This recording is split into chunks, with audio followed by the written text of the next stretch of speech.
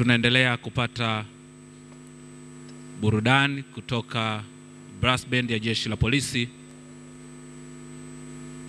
tukiwa tunaendelea kusubiri wakati utimie ili viongozi wetu wa mataifa ya mawili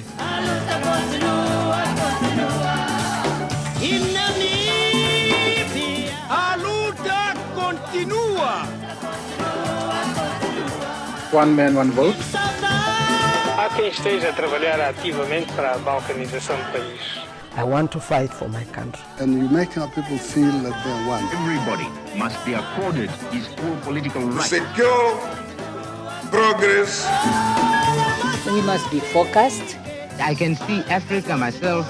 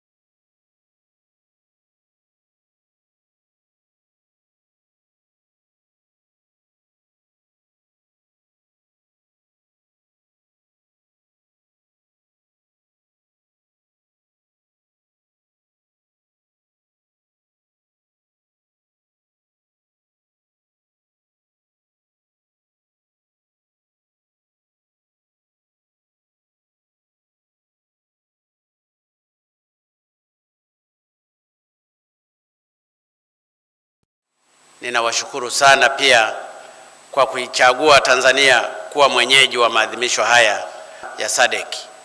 Kwa kweli hii ni heshima kubwa kwa Tanzania. Asanteni sana.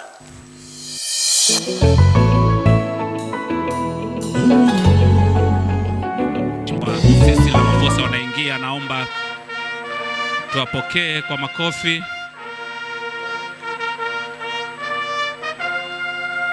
Asante.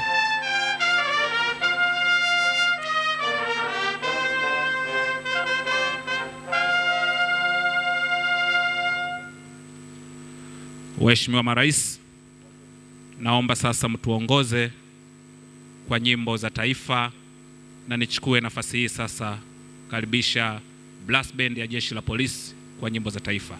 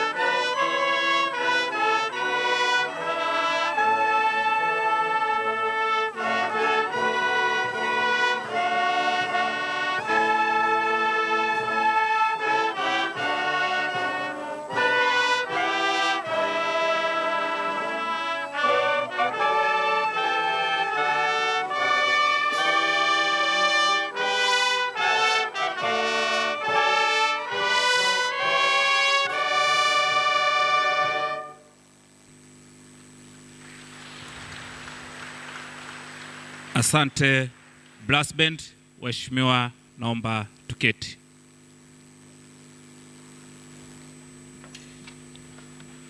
Waheshimiwa marais,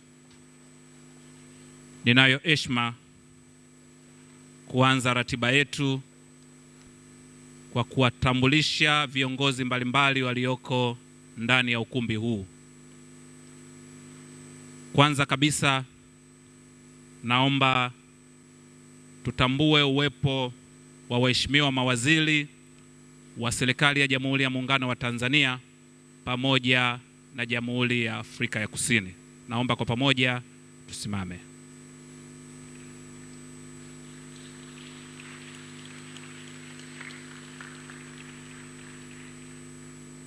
Waheshimiwa marais, wapo pia manaibu mawaziri kutoka serikali ya Jamhuri ya Muungano wa Tanzania.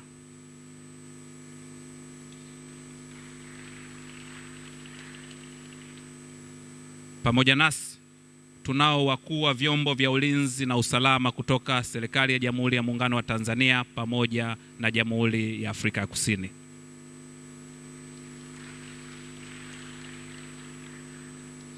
Waheshimiwa marais, naomba mtambue uwepo wa waheshimiwa mabalozi na wawakilishi wa taasisi za kimataifa nchini Tanzania, ambassadors and head of international institution in Tanzania. Naomba pia mtambue uwepo wa waheshimiwa wabunge wa Bunge la Jamhuri ya Muungano wa Tanzania.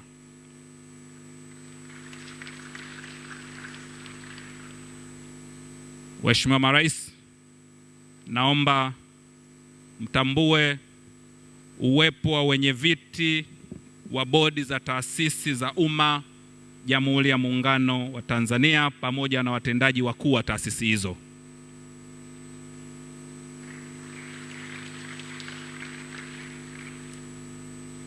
Kwa namna pekee, naomba mtambue uwepo wa wenye viti na watendaji wakuu wa taasisi za sekta binafsi nchini Tanzania na zile kutoka Jamhuri ya Afrika ya Kusini.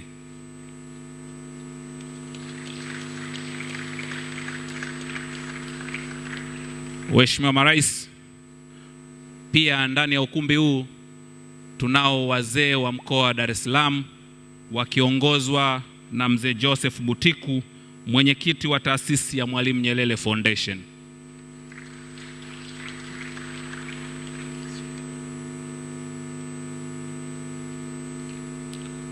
Waheshimiwa marais, baada ya utambulisho huo, kwa heshima na taadhima, naomba sasa nimkaribishe Mr. Salum Shamte, mwenyekiti wa Tanzania Private Sector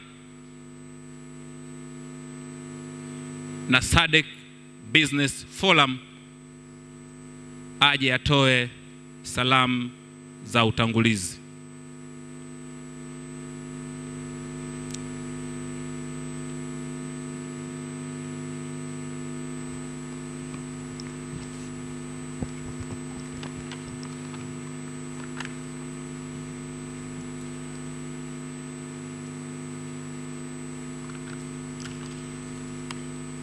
Your Excellency, Dr. John Pombe Joseph Magufuli, President of the United Republic of Tanzania, Your Excellency, Matamela Cyril Ramaphosa, President of the Republic of South Africa, Honorable Ministers from the governments of South Africa and Tanzania, Honorable Deputy Ministers, Honorable Members of Parliament, Your Excellencies, Ambassadors and members of the Diplomatic Corps, distinguished business leaders and government officials from Tanzania and South Africa, invited guests, all protocols observed, good afternoon.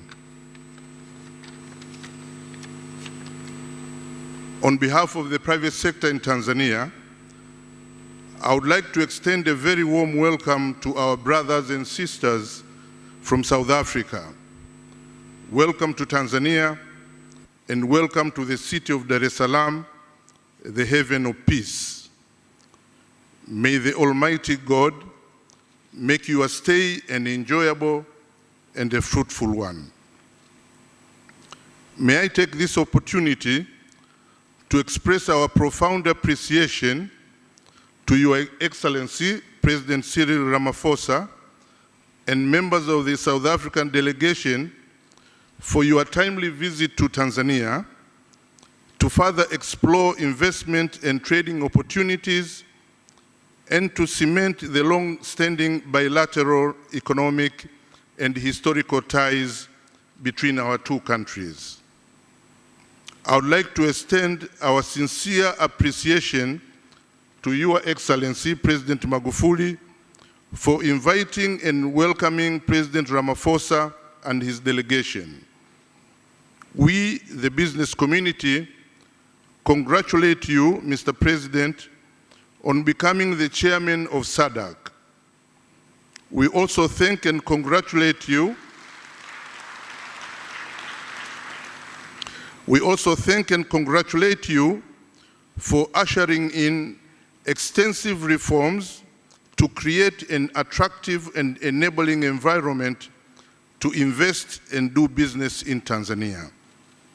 We believe that during your term as chairman of SADC, you will continue to persuade all SADC countries to seriously focus on creating sustainable and enabling environment for the private sector to prosper and take advantage of the opportunities presented in the market of more than 400 million people in the region and beyond. Your Excellencies, your presence today signals the commitment you have in championing and advancing private sector development as engines of growth. This will lead to the prosperity of businesses, employment, and economic progress of our countries and our people. We would like to assure you of the support and commitment of the private sector in ensuring that together, in partnership, we succeed in this noble endeavor. Your Excellencies, today's forum affords an opportunity for the South African delegates to learn, share experiences, and exchange information about Tanzania's numerous investment and business opportunities. It is also an avenue which will establish robust linkages leading to creation of viable business connections and partnerships for the mutual benefits of the citizens of Tanzania and South Africa. Your Excellencies and distinguished ladies and gentlemen, Tanzania is among the top 5 fastest growing economies in the whole of Africa, growing at around 7% per annum for the last decade. Tanzania offers massive opportunities in agriculture, livestock, fisheries, mining, tourism, manufacturing, transport, logistics, construction, to name but a few sectors. The 5th phase government of the United Republic of Tanzania, under the able leadership of His Excellency Dr. John Pombe Joseph Magufuli, has focused on industrialization as a vision towards achieving middle income status by 2025. Apart from adopting a zero-tolerance corruption strategy, the public and the private sector have jointly developed a blueprint for regulatory reforms to improve the investment and business environment, and its implementation is already underway. Fully implemented, this will completely change the way Tanzania is facilitating entrepreneurs to invest and do business. Tanzania is also massively investing in improving rail, road, ports, and communication infrastructure, the production, transmission, and distribution of energy from various sources to support the industrialization drive and the improvement of our human resources. Through the reforms and public investment, business environment is steadily improving, and coupled with our peace and stability and the unique geographical positioning of Tanzania, we are a very attractive investment destination. The private sector strives to complement the public sector through public-private partnership and through private investment. Your Excellencies, distinguished ladies and gentlemen, we are aware of South Africa's technological, financial, and trade capabilities in various sectors. We believe that through working together in partnership, we can achieve serious development which will be mutually beneficial. We urge that any investment should consider a joint venture approach with local entrepreneurs to ensure a win-win situation to develop. The state visit of Your Excellency President Ramaphosa to Tanzania has come at the right time to revitalize investment and business relationship between our countries. With the backdrop of the SADC meetings, we can deepen the ties of regional integration and further contribute to the economic growth and wealth creation in the region and in Africa. Excellencies, distinguished ladies and gentlemen, we again welcome our brothers and sisters from South Africa and beyond to join us in exploring areas of partnerships for investing in Tanzania and in the region in a collaborative win-win approach. We strongly urge the public and the private sector players across the continent to rethink, to unlearn competition, and to embrace more collaboration. Let us work together in public-private partnerships for all endeavors, large and small, because together we will succeed. While you are here, please also visit the many unmatched touristic attractions of Kilimanjaro, Serengeti, Ngorongoro, Zanzibar, and many others, which this beautiful country and the hospitable people of Tanzania have to offer. Karibuni sana na mjisikie mko nyumbani, and thank you very much for your kind attention. Asante sana na kushukuru. Waheshimiwa marais, sasa ni zamu ya kusikia salamu kutoka kwa mkuu wa mfuko wa Somafco. Nimkaribishe sasa Mr. Tiolohelo Mohorathe kutoka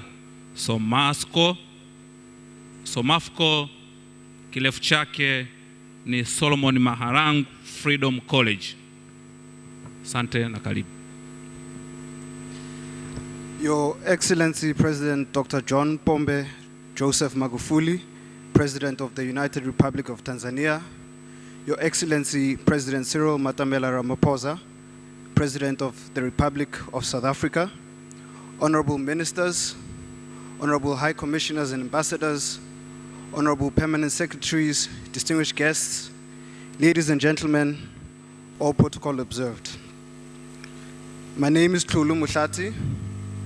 I grew up in Morogoro from 1983 to 1989.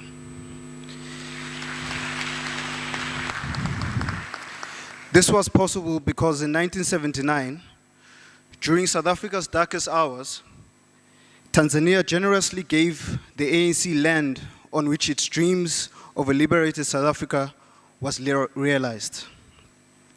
Not only was a school built called the Solomon Mahlangu Freedom College, abbreviated Somafco, we developed a modern village which included industries such as a carpentry factory, a textile factory, and a farm, amongst other facilities.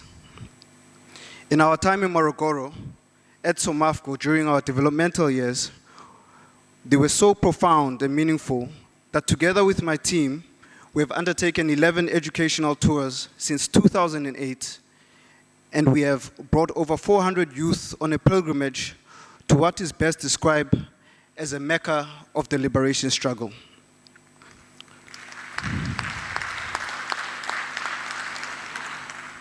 What is special about this year, apart from the obvious engagements and bilateral discussion, is that we have brought business partners who President Ramaphosa insisted we mobilize to make serious investment proposals in Tanzania. I would strongly encourage you to stay after our principals and left, because these businesses don't want to merely invest in Tanzania, but they are looking for real impact. For example, one company and our state-owned DFI, the DBSA, are seeking to support President Magufuli's inspirational drive in rail projects, road, and the ports, as mentioned earlier. They are already training train conductors in South Africa. Others want to seriously invest in cashew nut processing factories and renewable energy. They are open to partnerships to make this happen.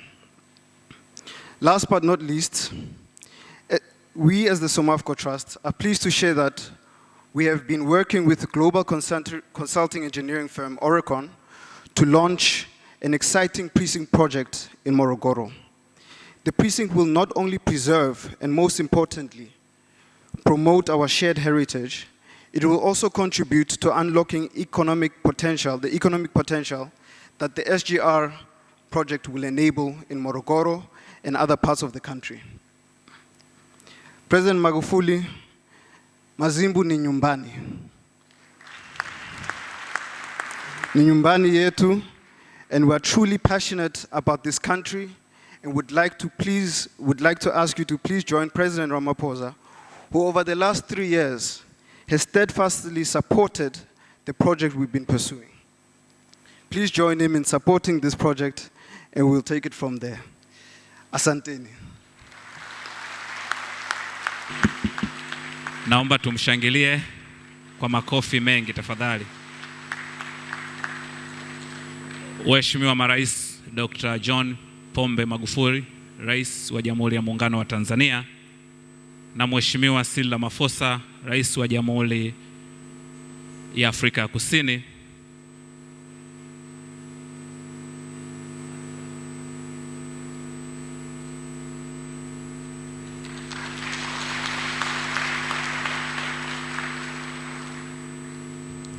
sasa ni zamu ya kusikia salamu kutoka kwa waheshimiwa mawaziri wa Jamhuri ya Muungano wa Tanzania na wa Jamhuri ya Afrika Kusini.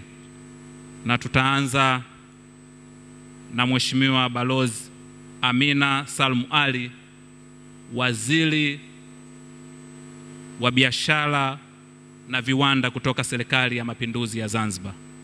Mheshimiwa Balozi, karibu.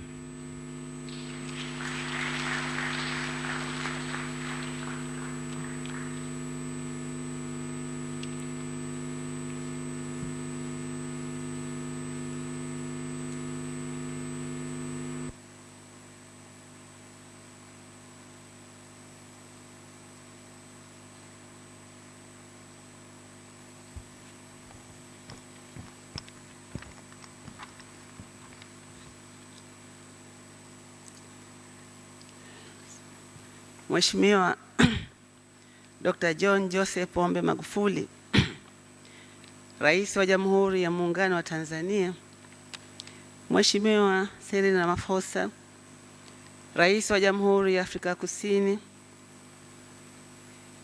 Mheshimiwa Profesa Kabudi, Waziri wa Mambo ya Nje na Ushirikiano Afrika Mashariki,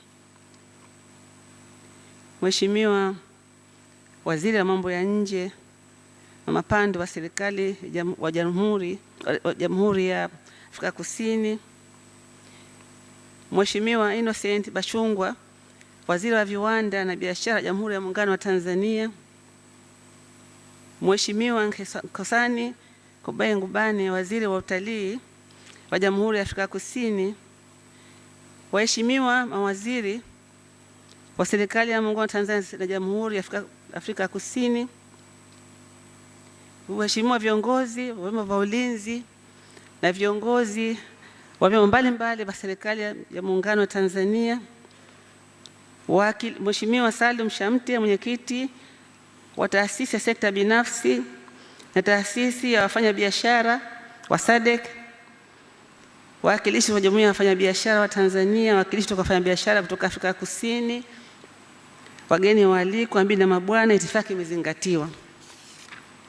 Mheshimiwa Rais, awali ya yote naomba nianze kwa kumshukuru Mwenyezi Mungu mtukufu kwa kutujalia uzima na kuweza kukutana siku hii maalum katika jitihada ya kuimarisha ushirikiano wa nchi zetu mbili, Tanzania na Afrika Kusini. Pia namshukuru Mwenyezi Mungu kwa kuzijalia nchi zetu hizi kubaki katika hali ya amani, utulivu na upendo katika jamii yetu, na tunamuomba Mola wetu aendelee kuzibariki nchi zetu hizi na watu wake ziendelee kuwa ni nchi za amani na utulivu daima na milele. Pia tunamuomba Mwenyezi Mungu akujalie wewe rais wetu mpendwa Mheshimiwa Dr. John Pombe Magufuli na ndugu yako Mheshimiwa Cyril Ramaphosa afya njema, hekima na busara za kuendelea kutuongoza nchi zetu. Mheshimiwa Rais, naomba nichukue nafasi hii ya kushukuru kupata fursa hii adhimu ya kusimama mbele yenu kuzungumza machache kuhusu mkutano huu, jukwaa hili maalum ambao unalenga kuimarisha udugu wetu na mshikamano wetu ulioanzishwa na baba wa taifa hayati Mwalimu Julius Kambarage Nyerere na mwenzake hayati mzee Nelson Mandela katika jitihada zao za kulikomboa bara letu la Afrika. Hivyo mjumuiko huu wetu ni katika jitihada za kuendelea kuzienzi fikra za waasisi wetu, kukumbuka historia yetu, silika na utamaduni wetu ambavyo ni tunu kubwa za mataifa yetu. Waheshimiwa marais, tunakupongezeni sana kwa uamuzi wenu huu wa kuja hapa kusikiliza katika hili jukwaa maalum la biashara. Mheshimiwa Rais, Watanzania na Waafrika Kusini ni wamoja na tumekuwa tukishirikiana katika mambo mengi ikiwa ni pamoja na kufanya biashara na uwekezaji. Jambo la kufurahisha zaidi ni kuwa uwekezaji wa nchi ya Afrika Kusini umefika hadi Zanzibar na tunauthamini sana. Mheshimiwa Rais, moja ya nguzo ya kuimarisha biashara na uwekezaji ni matumizi ya lugha ambayo irahisishe mawasiliano na ni moja ya njia ya kuelewana na kuweka mazingira rahisi na mazuri ya kukuza biashara. Katika siku za hivi karibuni, chini ya uongozi wako makini, tumeshuhudia juhudi zako na za ndugu yako Mheshimiwa Rais Cyril Ramaphosa, Rais wa Jamhuri ya Afrika Kusini, kwa kushirikiana kuhakikisha kwamba lugha yetu ya ukombozi wa bara la Afrika, yaani Kiswahili, inafundishwa katika mitaala ya elimu nchini Afrika Kusini. Ni imani kwamba hatua hiyo muhimu itazidi kuimarisha udugu wetu na mshikamano, na matokeo yake itasaidia sana kukuza utengamano wetu na kuongeza biashara si tu baina ya Afrika Kusini na Tanzania, na itasambaa kwa kasi zaidi katika ukanda wetu mzima wa jumuiya yetu hii ya SADC. Mheshimiwa Rais, kupitia jukwaa hili nitatupa nafasi ya kuzungumza na kujadili mbinu na mikakati muhimu ya kuongeza mashirikiano kwenye uwekezaji baina ya nchi zetu, hivyo kuongeza kwa kiwango cha juu uwekezaji kwenye maeneo muhimu kwa maendeleo yetu. Vile vile ipo haja pia kuzungumza njia za kuongeza biashara za pande zote mbili ili ziongezeke kasi na kukuza kiwango cha biashara baina ya nchi zetu ukilinganisha na mauzo tunayofanya na nchi zilizo nje ya kanda yetu na Afrika.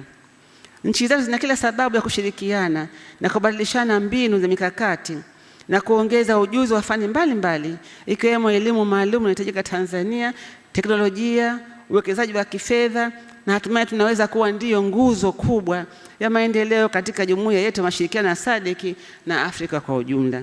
Mheshimiwa Rais, baada ya maelezo haya mafupi na kwa kuelewa utayari wako na uzalendo wako sio tu kwa Tanzania, pia kwa bara la Afrika ikiwemo na nchi rafiki kama hii ya Afrika Kusini, umesimama kwa uthabiti katika kukuza uwekezaji na kuondoa urasimu na vikwazo katika biashara baina ya nchi zetu za kanda na Afrika.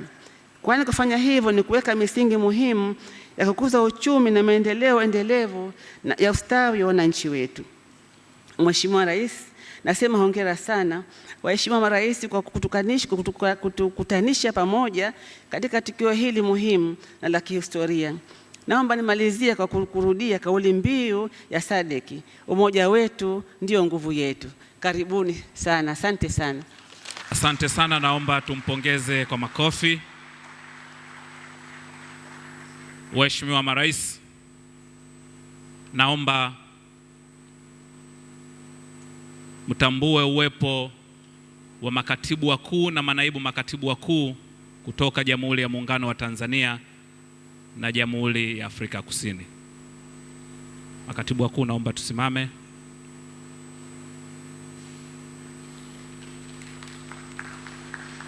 Asanteni sana. Waheshimiwa marais, sasa ni zamu ya kusikia salamu kutoka Jamhuri ya Afrika ya Kusini, na kwa heshima kubwa naomba nimkaribishe Kensani Kubai Ngubane, waziri wa utalii kutoka Jamhuri ya Afrika ya Kusini. Thank you very much, Program Director. His Excellency President Joseph Magufuli, the President of the United Republic of Tanzania, His Excellency President Cyril Ramaphosa, the President of the Republic of South Africa, ministers and deputy ministers from both the countries, members of parliament, members of the diplomatic corps, captains of industries from both the United Republic of Tanzania and the Republic of South Africa, Excellencies, ladies and gentlemen, distinguished guests. South Africa and Tanzania enjoy very cordial and fraternal relations forged over decades in the battlefield of political, social, and economic emancipation. After centuries of struggle, today our two countries are liberated and are, in many ways, taking practical steps to eradicate the scourge of poverty, unemployment, and underdevelopment. In this regard, the private sector remains a key partner and driver of the growth that our countries need to win this battle to create a more fair, equitable, healthy, and sustainable communities. The instruments to help us achieve these laudable goals are encapsulated in the various economic cooperation agreements signed at the highest level of the two governments. These agreements seek to enhance trade and investment between two countries and establishes formal and regular consultative structures at both senior official level and ministerial level, as well as at the private sector level. The agreements include, amongst others, Memorandum of Understanding on Economic Cooperation signed in 1998 with a new generation Memorandum of Understanding currently under negotiation. Agreement for the avoidance of double taxation and the prevention of fiscal evasion with respect to taxes on income signed in 2005. Agreement for the promotion and reciprocal protection of investments signed in 2005. Agreements between the government of the Republic of South Africa and the government of the United Republic of Tanzania on the establishment of a binational commission signed in 2011.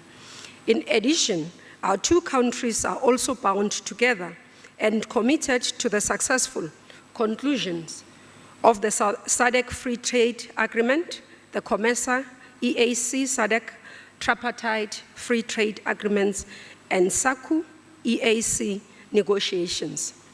Excellencies, these agreements are designed primarily to help foster and incentivize the establishment of effective and flourishing partnerships at government-to-government level, government-to-business level, and business-to-business levels between our two countries.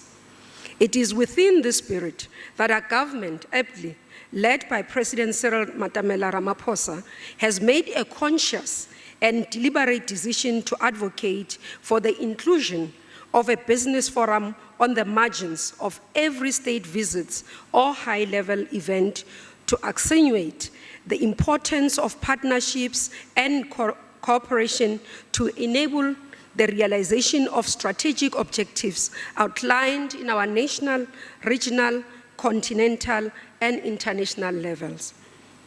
However, we must recognize that as governments, our role is to create an enabling environment that incentivizes, protects, and encourages the private sector to unleash the power of their creative abilities, ingenuity, and entrepreneurial spirit in order to translate public policies into more trade and more investment, more growth, more jobs, which is the bedrock of every nation that aspires to climb the upper echelons of prosperity, well-being, and wealth.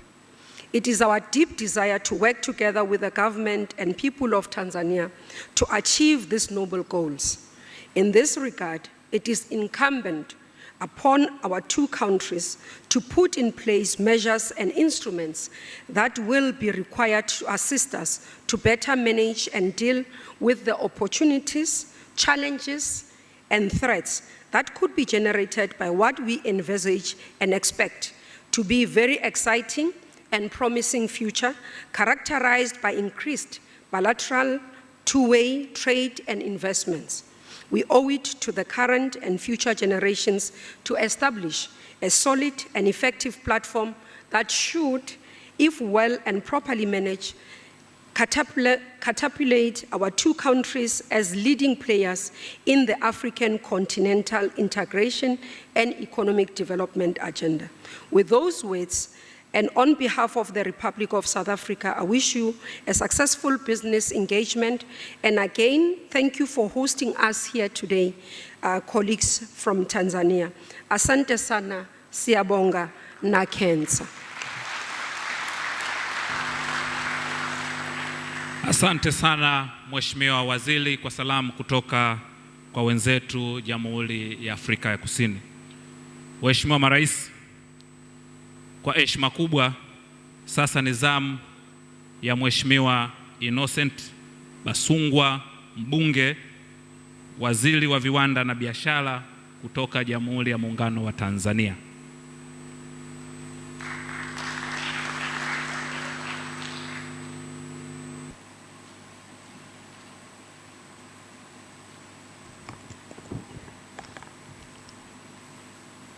Mheshimiwa Dr. John Pombe Magufuli, Rais wa Jamhuri ya Muungano wa Tanzania, Mheshimiwa Cyril Ramaphosa, Rais wa Jamhuri ya Afrika Kusini, Waheshimiwa mawaziri kutoka Jamhuri ya Afrika Kusini, Waheshimiwa mawaziri wa Jamhuri ya Muungano wa Tanzania, Mheshimiwa Engineer Stella Manyanya, Naibu Waziri wa Viwanda na Biashara, Waheshimiwa manaibu waziri mliopo hapa, Waheshimiwa mabalozi, Mheshimiwa Suleiman Sadik, mwenyekiti wa kamati ya kudumu ya Bunge ya Viwanda, Biashara na Mazingira, Katibu Mkuu wa Wizara ya Viwanda na Biashara Profesa Buchoshaija, waheshimiwa wabunge wenzangu, waheshimiwa wajumbe wa Baraza la Wawakilishi Serikali ya Mapinduzi Zanzibar, natambua uwepo wa mzee Joseph Butiku, mwenyekiti wa Nyerere Foundation,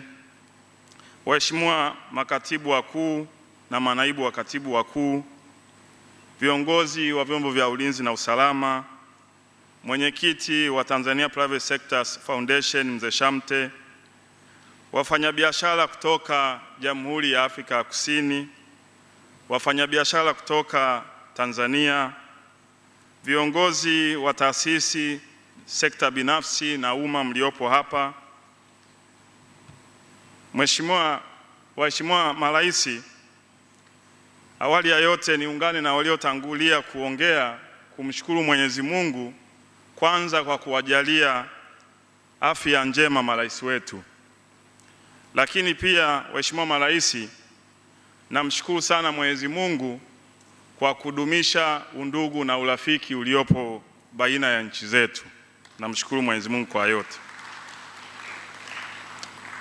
Waheshimiwa marais, niungane na wewe Mheshimiwa Rais wetu Dr. John Pombe Magufuli pamoja na Watanzania kumkaribisha Mheshimiwa Rais Cyril Ramaphosa pamoja na ujumbe wake kwa kuitembelea Tanzania. Tunaungana rais wetu kuwakaribisha sana Mheshimiwa Rais Ramaphosa. Mheshimiwa Marais, sijasimama mbele yenu kuhutubia, bali nimesimama mbele yenu kwanza kwa niaba ya Jumuiya ya Wafanyabiashara kutoka Tanzania na Afrika Kusini kuwashukuruni sana kwa kutenga muda wenu pamoja na majukumu mlionayo. Mmetuheshimu sana kuja kuzungumza na sisi. Tunawashukuru sana kwa niaba ya halaiki iliyopo mbele yenu. Lakini pia nitumie nafasi hii kuwashukuru sana Jumuiya ya Wafanyabiashara wa Tanzania na Afrika Kusini. Kwa kweli ukumbi umejaa mpaka ni raha tupu. Nawashukuru sana kwa kujitokeza kuwasikiliza na kuwapokea marais wetu. Wafanyabiashara kutoka Tanzania, sasa kazi kwenu. Mheshimiwa Rais wetu, kwanza tunakushukuru sana jitihada za serikali unayoiongoza za kujenga miundombinu mbalimbali, ujenzi wa reli, umeme, bandari, shirika la ndege. Sasa tunaona jitihada zako za kuhakikisha miundombinu hii inasaidia sekta zinazozalisha na tunakupongeza sana kwa kuendelea kuiweka private sector mbele, kwani private sector ndiyo engine ya kusaidia Watanzania kwenda kwenye uchumi wa kati. Tunakupongeza sana rais wetu kwa jitihada hizo. Tunakushukuru kwa kuendelea kutuandalia na kuweka mazingira ya wafanyabiashara wetu kufanya bilateral engagement pamoja na wafanyabiashara wengine. Tunawashukuru sana wafanyabiashara kutoka Afrika Kusini. Hapa ni kwenu. Matumaini yangu ni kwamba mtakaa na wafanyabiashara kutoka Tanzania, muongee dili na dili hizo zifanyikie hapa Tanzania, kwa sababu Tanzania kila kukicha tunazidi kuweka mazingira uwezeshi ya kufanya biashara na kuwekeza hapa. Kwa hiyo tunawakaribisha sana sana. Mheshimiwa Rais, baada ya kusema hayo, na kwa vile halaiki hii na Watanzania wana hamu sana ya kusikia Mheshimiwa Rais pamoja na mgeni wako Mheshimiwa Rais Cyril Ramaphosa, kwa heshima kabisa naomba nitumie nafasi hii Mheshimiwa Rais wetu kukaribisha ili uweze kuongea na halaiki ya wafanya biashara pamoja na Watanzania. Mheshimiwa Rais, nakukaribisha sana.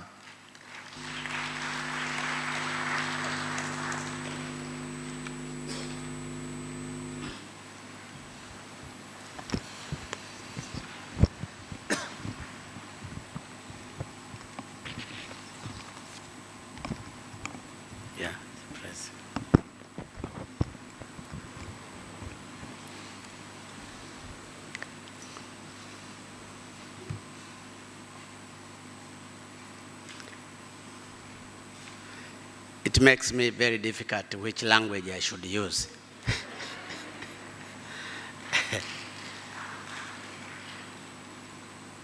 Your Excellency Cyril Ramaphosa, President of the Republic of South Africa, Honorable Ministers from Tanzania and South Africa, Honorable Member of Parliament, Permanent Secretaries, distinguished member of the business community from Tanzania and South Africa, invited guests, ladies and gentlemen. I feel greatly honored to have the opportunity to attend a business forum between Tanzania and South Africa for the second time. As you all may recall, on 11th May 2017, at this very place, I and the former President of South Africa, His Excellency Jacob Zuma, had the privilege to attend another business forum between our two countries. Indeed, these two business fora demonstrate our resolve for a deeper economic cooperation between our two brotherly nations. Before I proceed with my remark, allow me, on behalf of the government and the people of the United Republic of Tanzania, to once again extend a very warm welcome to Your Excellency and my dear brother, President Ramaphosa. I also commend you for your decision to come with this higher level business delegation. In this regards, I would also like warmly welcome my brothers and sisters from the South African business community who have come to meet their Tanzanian counterparts in order to discuss and explore business opportunities between our two countries.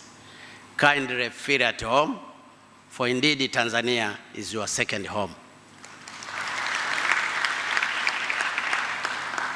Your Excellencies, President Ramaphosa, distinguished participants, this business forum, it comes at a point when our two nations are fully committed to the furtherance of our economic cooperation. It is an evident fact that in the past, our nations were brought together by struggle for political liberations against apartheid. However, since the return of the majority rule in South Africa, our nations are now directing their attention towards economic liberations. In my humble opinion, this must constitute any overarching missions, not only for two nations, but for the whole of Africa. This is important because even our political liberation will make no sense if this mission remains unaccomplished. For we shall remain dependent on economic power of nations. Therefore, as a friendly and brotherly nations, we must direct our effort towards economic liberations. That is only directions left ahead of us, and we have no other choice. As such, this business forum must bring us together in a view to diverging on implementation concrete strategies for a more profound cooperation in the domain of trade and investment. Indeed, our shared history has taught us to work closely. Let us continue in the same directions. Your Excellency, President Ramaphosa, honorable leaders, distinguished participants, South Africa is our major economic and business partner. Statistics can attest to this fact.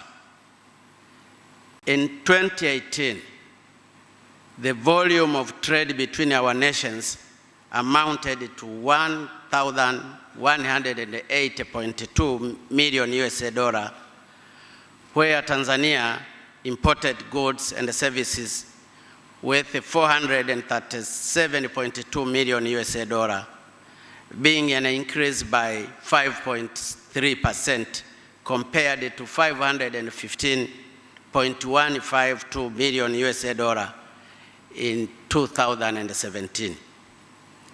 On the other hand, the export value from Tanzania to South Africa accounted for USA dollar $743.02 million in 2018, being an increase by 6.8% compared to USA dollar $699.791 million in 2017. Based on these statistics, South Africa ranks second among the leading country destinations of Tanzania's export, with a 16.7% share of all our export commodities. In the same vein, more than 70% of all Tanzanians' export to SADC go to South Africa. The main exports from Tanzania to South Africa include minerals, especially gold, cotton, tea, tobacco, wheat flour, simsim, coffee, cereals, spices from Zanzibar, fruits, and vegetables. On the other hand, Tanzanians' major imports include various types of machineries, electric equipments, beverage, sugar, rubber, cosmetic, detergents, vehicle, plastic, and the transportation equipment. Apart from that, South Africa has a total of 228 investment projects in Tanzania with USA dollar 860.05 million, availing 21,075 employment opportunities, making it the 13th largest investors in Tanzania.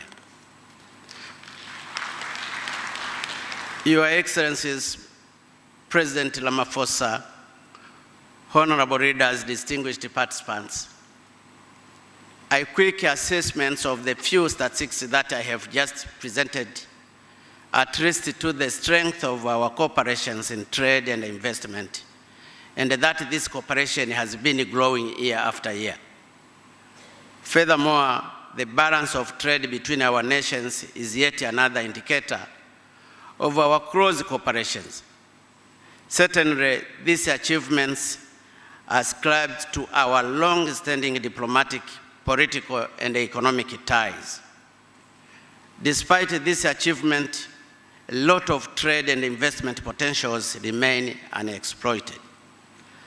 In fact, if we fully utilize all the available opportunities, our bilateral trade and investment cooperation would attain a new and unprecedented height. The industrial sector presents a major investment opportunity which is full aligned with the visions of the current 55th government.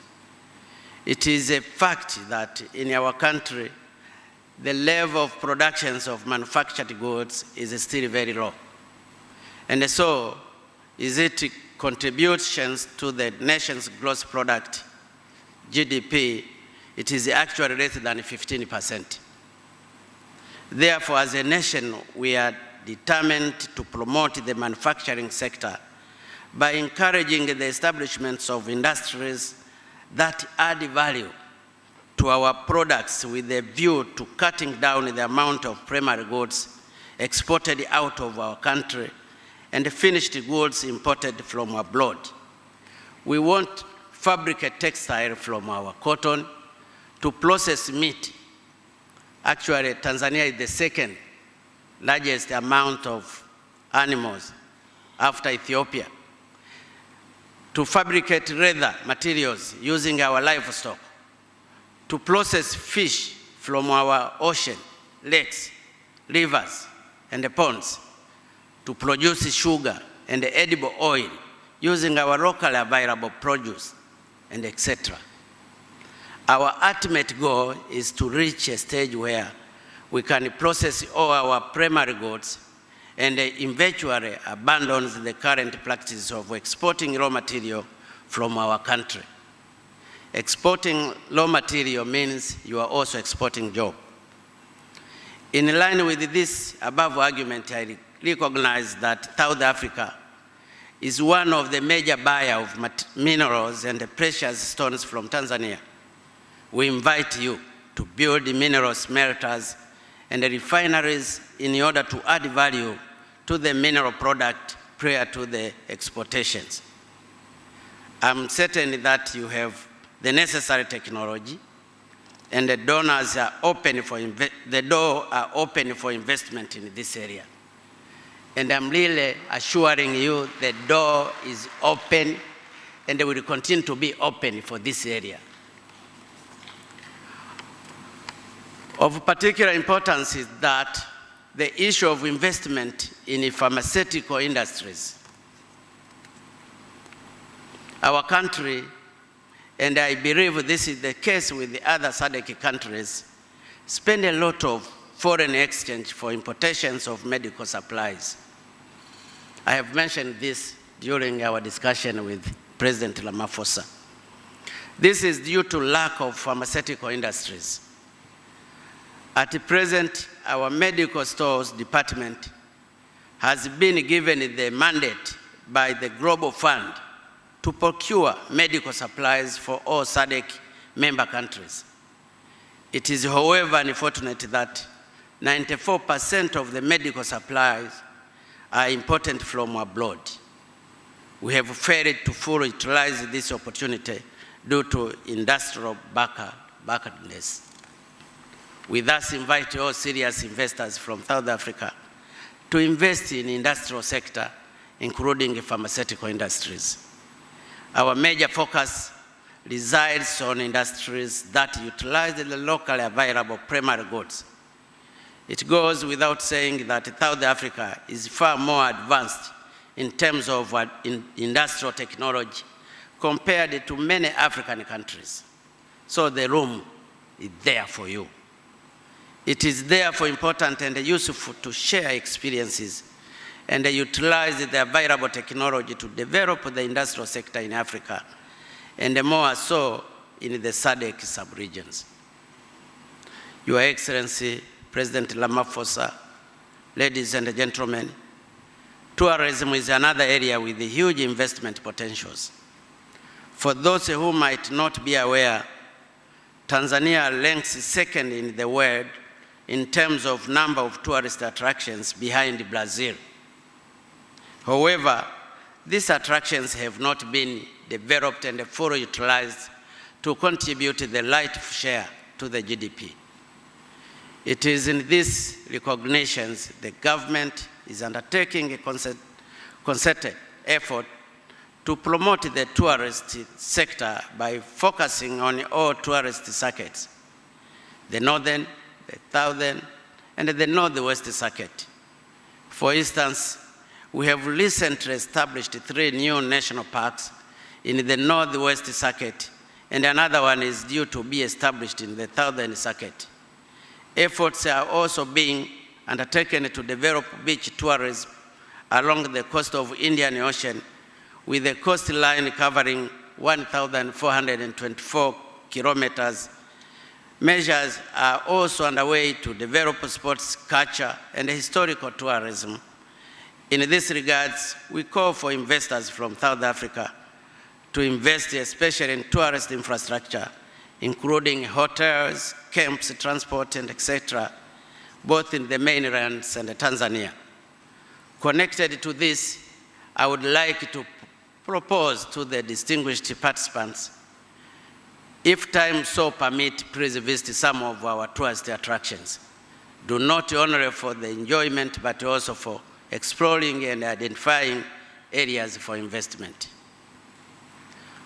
Your Excellencies, it is clear that South Africa has made great strides in field of motor assembly.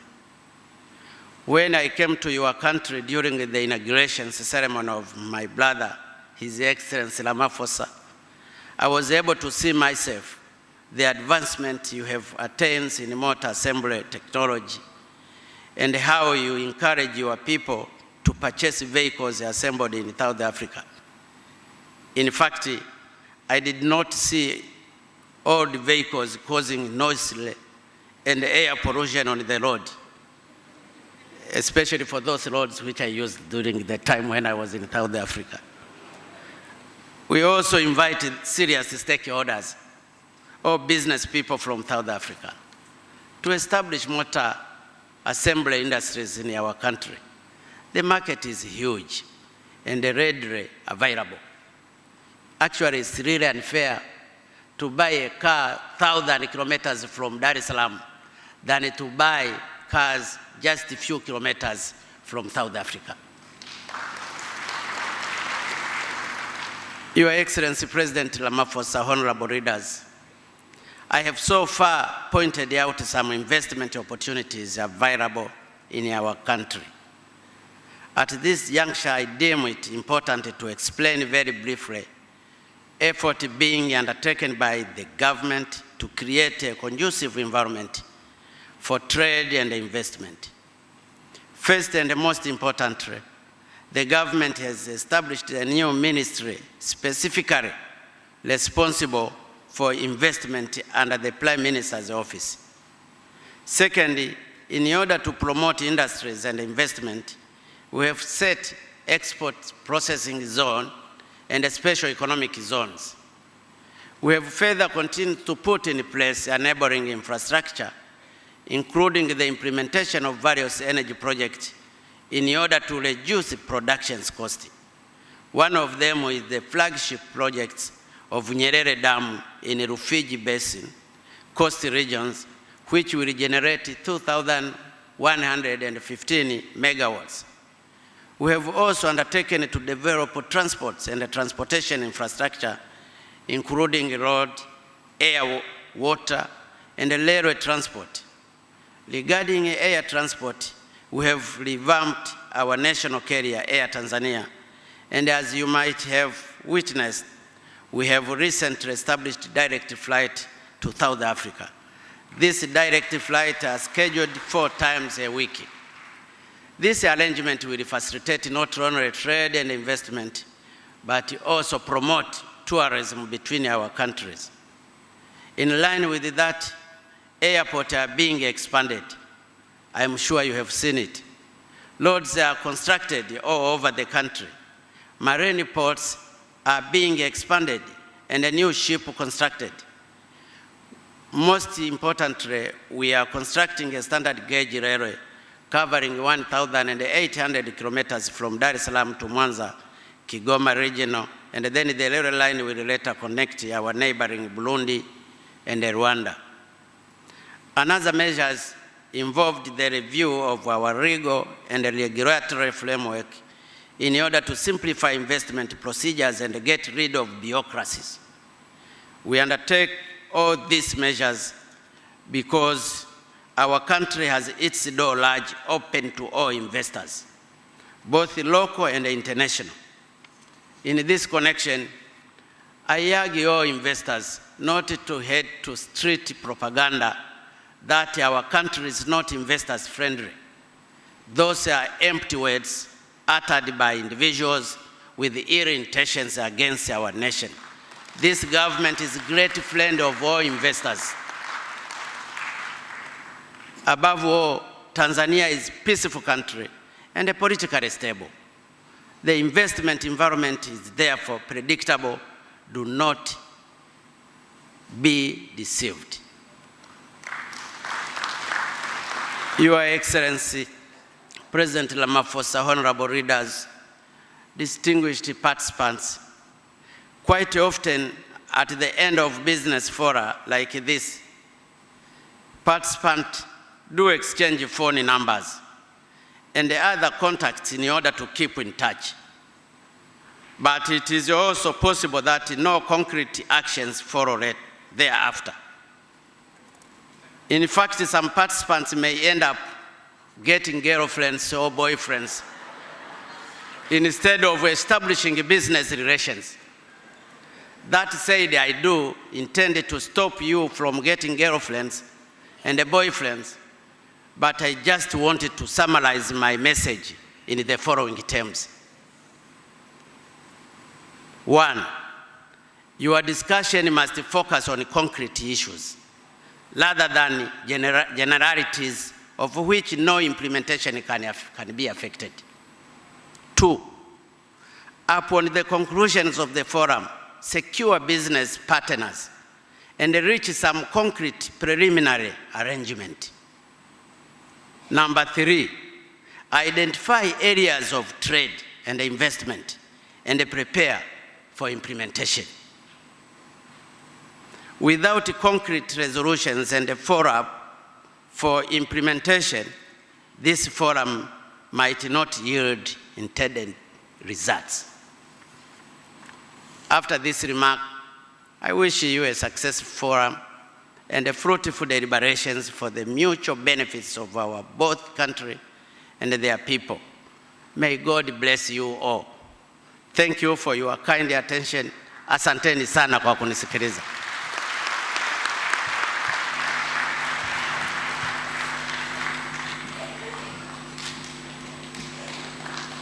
Naomba tumpigie makofi mengi sana Mheshimiwa Rais wa Jamhuri ya Muungano wa Tanzania, Dr. John Pombe Joseph Magufuli.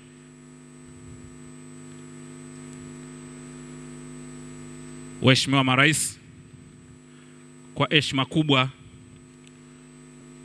naomba sasa nimkaribishe tena Mheshimiwa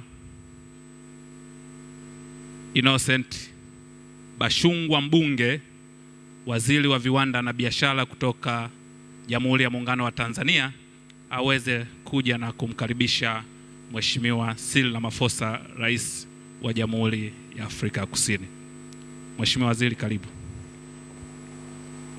Waheshimiwa marais, kwa heshima na taazima, naomba nitumie fursa hii kumkaribisha Mheshimiwa Rais Cyril Ramaphosa aweze kutuhutubia.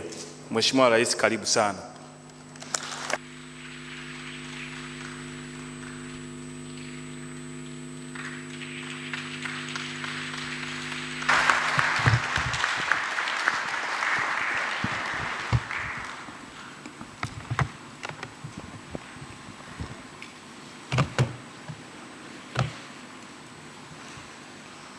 Program Director, Your Excellency President John Magufuli, Honorable Ministers and Deputy Ministers from both South Africa and Tanzania, business leaders, leaders of government institutions, ladies and gentlemen, and distinguished guests. I'd like to first express my gratitude to all of you who have taken time to come to this business forum. This is one of the most well-attended business forums that I have been to in my humble view. Thank you very much. We are pleased to be in your beautiful country, President Magufuli. We as South Africans also come from a very beautiful country. But because Tanzania and the people of Tanzania carved a very historic place for their country to be regarded as the Mecca of the struggle, it has been whispered to me that God is about to decide which one of the two countries is the most beautiful. And I'll whisper it to you during the dinner tonight, President Magufuli, so you might be able to get another accolade as a country. But I have no doubt it will be said that Tanzania is the most beautiful of the two countries. Having said that, allow me,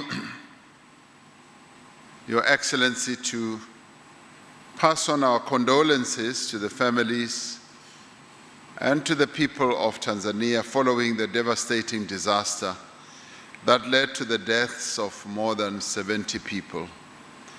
We wish the families of those who have lost their loved ones strength as they go through this valley of darkness, as they come to terms with their loss.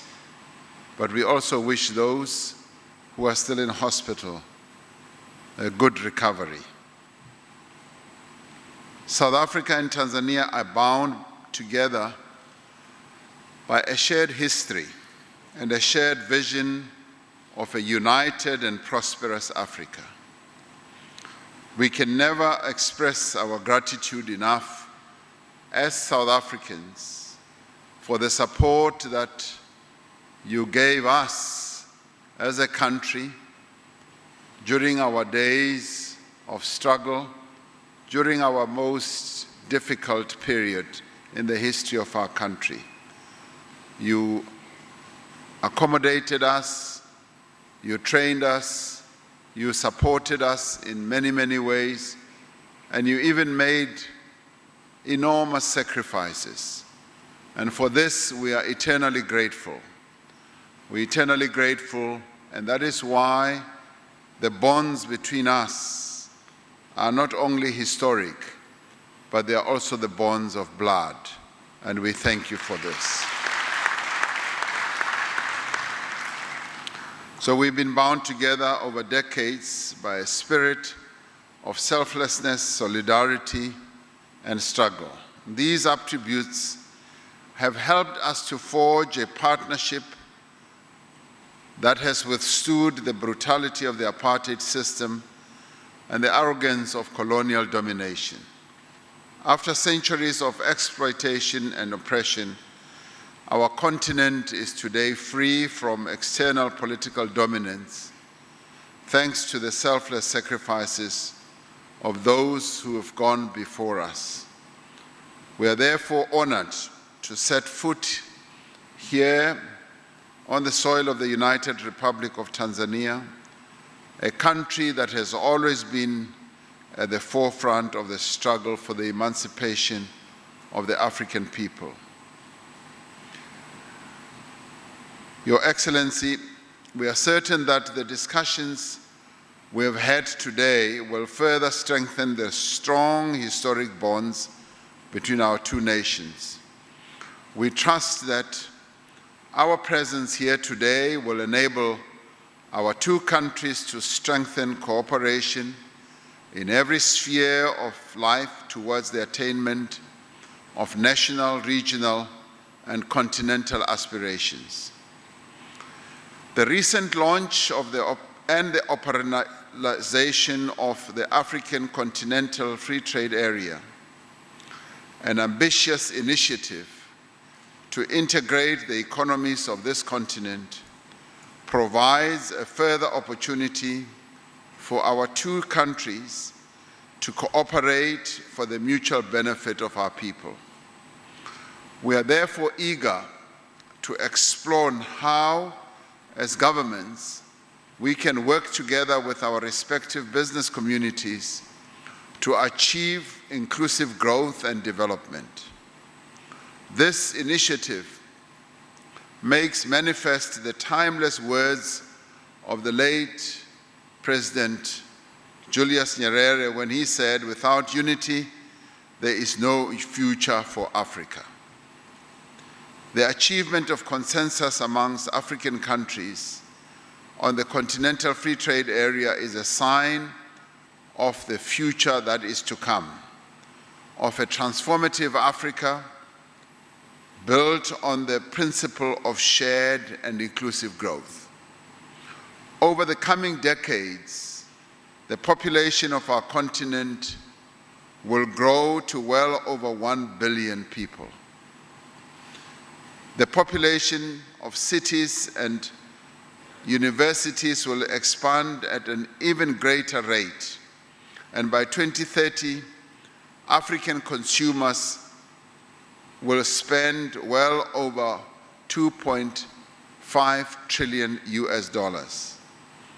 The resultant boom that this offers us is an unprecedented opportunity to leverage this demographic dividend to promote rapid industrialization and development. By realizing this opportunity and grabbing it, it is possible that we will be able to remove the difficulties and deal with those difficulties that we have had in the past. But in order to do so, we will have to remove barriers that prevent business from thriving. Our own country is currently going through a low cycle of growth. In our engagement with the business community, who in our country represent 70% of the broad size of our economy, the other 30% being represented by state-owned enterprises. As we have engaged with them, they have cited a number of reasons why we may be growing at such a low rate. And some of those reasons they have cited have been policy uncertainty and inconsistency over the past few years. They have extolled us to remove barriers that impede business from investing and to enhance the ease of doing business and establish one-stop offices that will ensure that the arbitrariness in the application of laws and regulation and the bureaucracy that seeps in to impede business confidence is done away with. We have paid heed to these concerns and have found that by paying attention to these matters actually increases the confidence of business people in doing business in our country.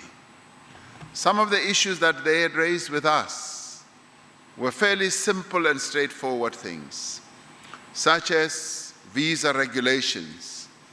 They said the visa regulations that we've got are too stringent, and as a result, they prevent not only tourists from coming to South Africa, but they also prevent business travelers, executives, and managers from coming to South Africa easily.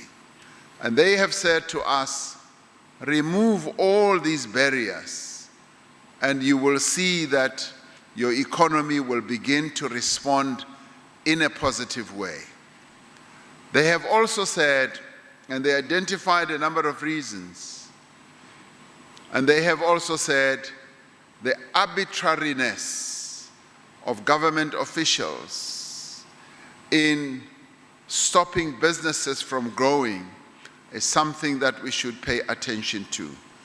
And they cited examples like in the mining industry, for instance, an official will just arrive after a worker has been injured on the finger or in the hand and shut down the mine for the whole day. And they've said, that is too arbitrary. You should not do that because that kills business confidence. And they say increase business confidence and increase their trust in your ability to apply the laws of the land, and you will see that business confidence will increase. This is what we are about now. We are involved in a mission to increase business confidence because we want to attract a lot of these people with a lot of money to come to South Africa to invest. So the creation of a conducive environment for investment is therefore essential for economic growth and job creation. All this can only be achieved through cooperation between business and government, where each party heeds each other's concerns, where the business sector also does pay heed to the concerns that the government has to say, and vice versa. As we take steps to address these economic challenges that our country faces, we are forging stronger relations with business, but not only with business, with labor as well, and community-based organizations, so that we can tackle job creation and ensure that there is social justice across a number of areas of human endeavor. To generate our economy and to put our country on a growth trajectory, we have decided to focus on a number of key priorities. The one is to transform the economy of our country and create jobs. The other one is to focus on education and skills and health, and to consolidate the social wage through reliable and quality basic services that we want to continue making available to the people of our country. We also are focusing on human settlements and the spatial integration in our country and strengthening the various levels of government, particularly government at local level, which is the real reciprocity of investment. Because when investors invest, they don't invest at State House or in our case at the union buildings. They invest at the local level and that is the area that we want to strengthen. But we also want to ensure that we promote social cohesion in our country and unite the South African nation into a united nation that will tackle the challenges that we face. But another important area is to create a capable developmental state that will tackle incidents of corruption and make sure that we rid our country of corrupt activities and corrupt people. But more importantly, we are focused on another key priority, which is to create a better Africa and a better world. Our focus is to be Pan-African, is to ensure that whatever we do, we will focus on South Africa, no doubt, but focus on our continent as well. And it is for this reason that we felt honored to be invited here, because this is part of our process on ensuring that we unite our efforts in the two countries so that we can tackle economic growth together. Now, through these measures, we are convinced that growth will be the derivative that will flow from our efforts in this regard. South Africa is ready and prepared to craft a new partnership model with Tanzania, where government and business work together to clear the way for more investment to flow between our two countries. I'm therefore extremely pleased that specific project ideas have been presented and discussed during the course of this business forum.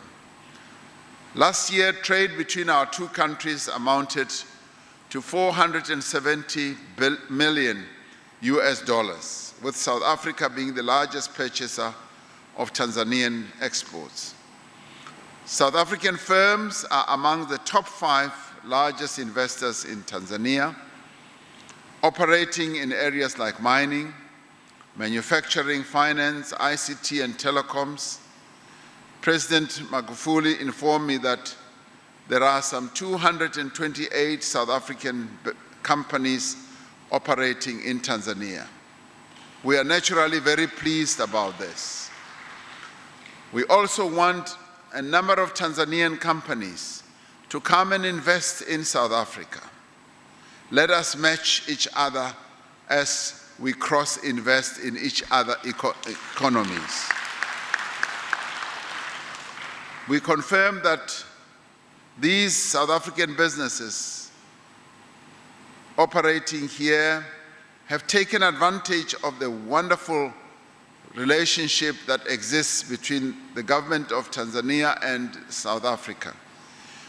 We have reinforced this strong economic base by signing agreements between our two governments to promote investment and to cooperate on issues of investment, trade, and industry. We recognize that to strengthen our economic ties, we must redouble our efforts to promote the industrialization between our two countries and across the African continent. We must learn from the lessons of other regions in the world where imbalanced development has limited the impact of regional integration and threatened the longevity of regional blocs. No African country will be able to reach its potential while its neighbors lag behind. South Africa recognizes this and looks to Tanzania as a strategic partner in this long march to build a prosperous society. We have a shared responsibility to drive forward SADC's initiatives to promote deeper integration and accelerated industrialization. The SADC Industrialization Strategy Roadmap and Action Plan represent a base from which our region can begin building a conducive environment for the development of competitive regional value chains. Our two countries must identify and invest in the value chains that have the greatest potential to drive growth and employment. This will require that we naturally expand our efforts in developing appropriate infrastructure, improving the movement of goods across borders, and building the skills and technologies that are needed to compete in an increasingly digitized global economy. These efforts will unlock enormous value for our business communities. Investments in large cross-border infrastructure projects will improve the business environment. There's just no doubt about that. But they will also stimulate economic activity and could be used to drive African manufacturing. It is estimated that Africa will need to invest between $130 billion and $170 billion a year to meet our infrastructure needs. If there ever was a time for us to do all this, this is the time to do so. But through this, we will be able to empower local businesses to provide the goods and services needed to complete these projects. We must necessarily ensure that regional investments empower regional firms as well, in country. This means opening the path for regional trade, resolving outstanding border bottlenecks, and cooperating to align our customs and inspection systems. Trucks that are traveling between South Africa and Tanzania tend to spend a significant amount of time idle at border gates and border posts, slowing down the movement of goods and raising costs for exporters. We must work to develop regional systems for the movement of goods that enable trade without compromising security. Now, these initiatives are particularly important because of the new opportunities that are being offered to businesses across the African continent by the tripartite free trade area and the continental free trade area. Both of these agreements offer a drastically expanded horizon for African trade and investments, and they also offer the potential for development on a regional productive hub that can be leveraged to compete globally. While the African Free Trade Area Agreement is the first priority, the real work must then begin to ensure that the agreement is implemented and firms are supported to use the available preferences. Now, alongside investment in infrastructure, we need, as a people, to work together to invest in the youth of our countries.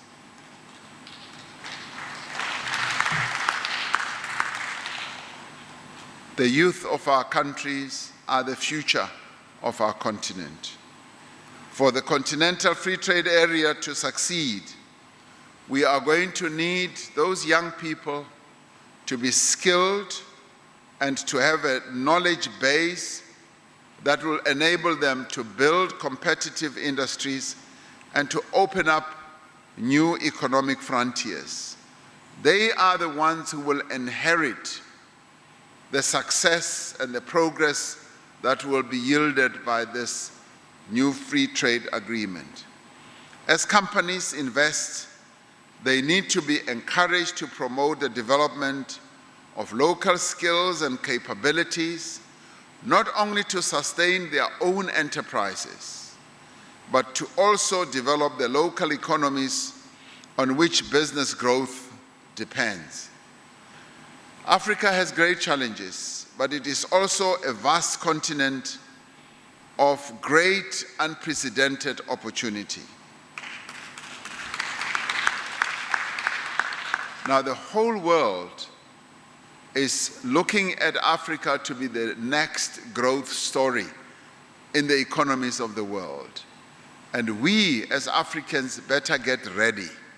We better get ready to reap this great benefit that we are going to, because we are the ones who are going to be leading in the creation of new technologies.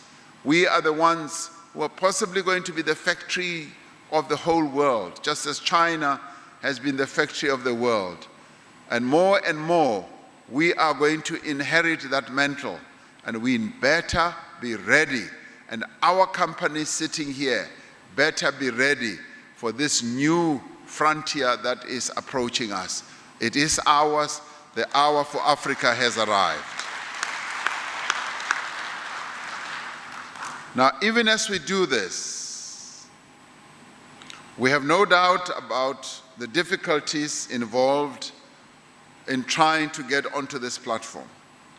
Our objective to build thriving, integrated, and inclusive economies will require the work of a generation.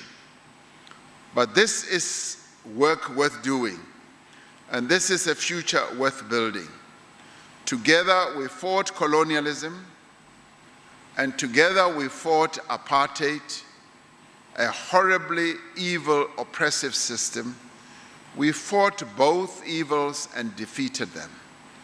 Now together, we now have the great opportunity to build a prosperous future for the people of Tanzania and for the people of South Africa, and indeed for the people of our continent as a whole. Let us take this opportunity and make it real. Thank you very much.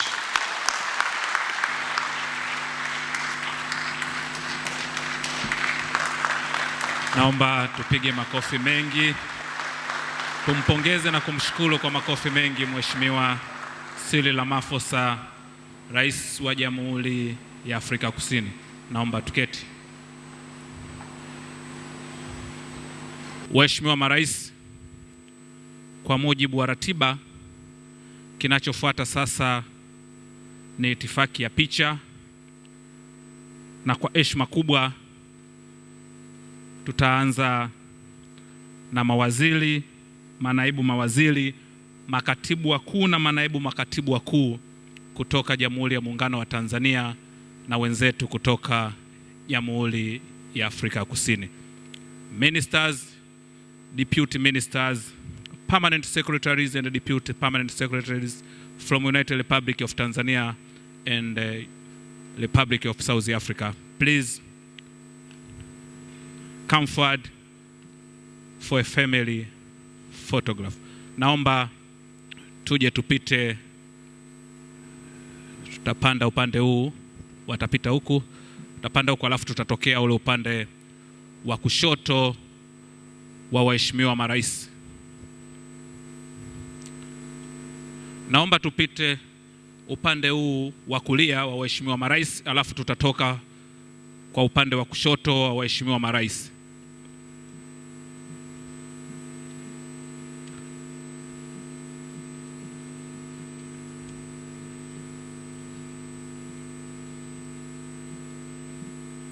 Waheshimiwa mabalozi na wakuu wa taasisi mbalimbali, mjiandae. Ambassadors and high commissioners and a representative of international institution in Tanzania, please get ready.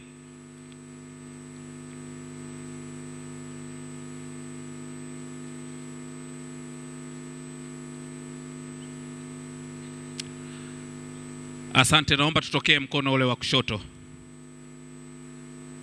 Waheshimiwa mabalozi pamoja na wawakilishi wa taasisi za kimataifa nchini Tanzania,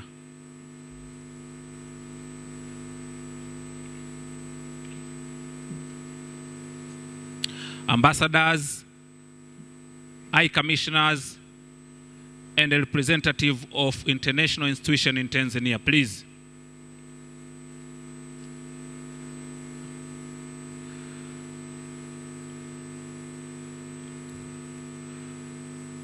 Picha inayofuata sasa, naomba wakuu wa vyombo vya ulinzi na usalama kutoka Tanzania na Jamhuri ya Afrika ya Kusini. Leaders of security organs in Tanzania and South Africa, please.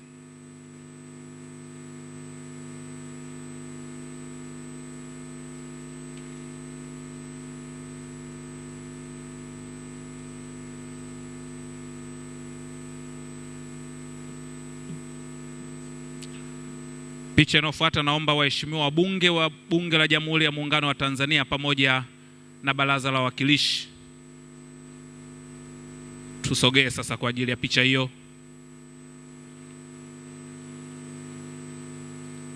Waheshimiwa wabunge wa Bunge la Jamhuri ya Muungano wa Tanzania pamoja na wajumbe wa Baraza la Wawakilishi,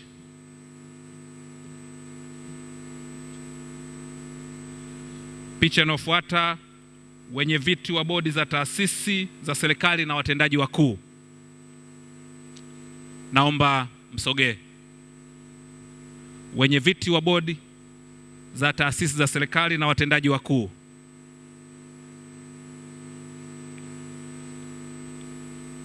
asante sana waheshimiwa wabunge. Sasa naomba wenye viti wa bodi wa taasisi za serikali na watendaji wakuu sogee kwa haraka haraka.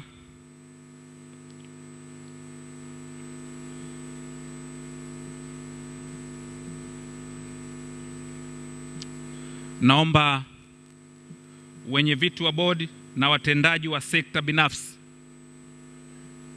chairpersons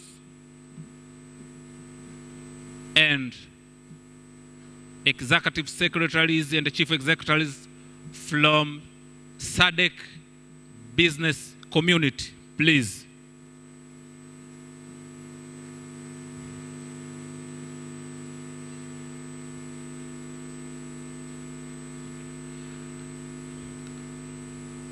SADC business, asanteni sana.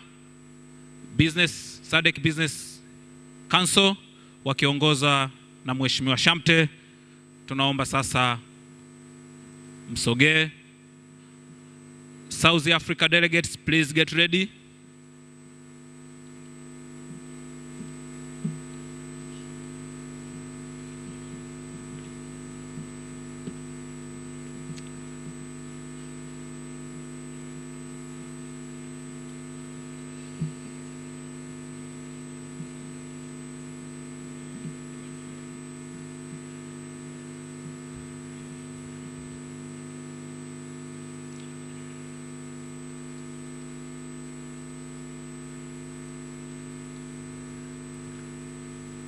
Oh, thank you very much, SADC Business Council.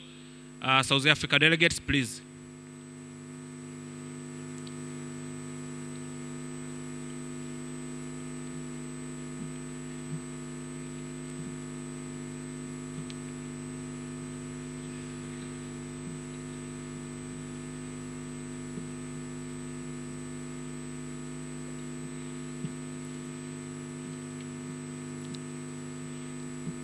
Picha itakayofuata baada ya hii ya South Africa delegates ni wazee wa mkoa wa Dar es Salaam wakiongozwa na mzee Joseph Butiku. Naomba mjiandae tafadhali.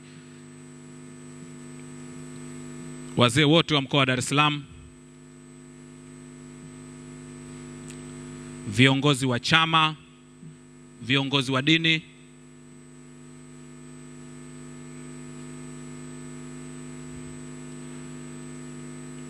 thank you very much South Africa delegates. Wazee wa mkoa wa Dar es Salaam sasa wakiongozwa na mzee Joseph Butiku, wazee wa chama, wazee wa viongozi wa dini,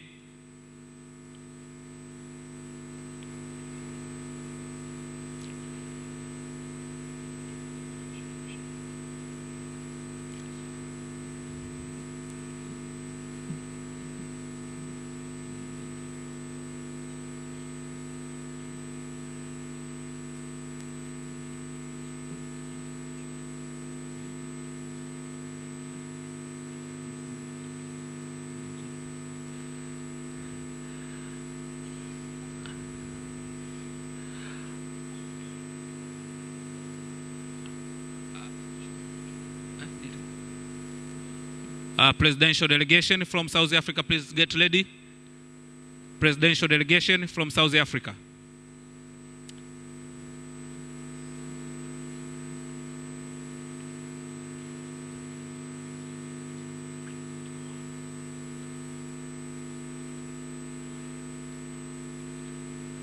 Asante, naomba presidential delegation from South Africa. That will be the last family photograph.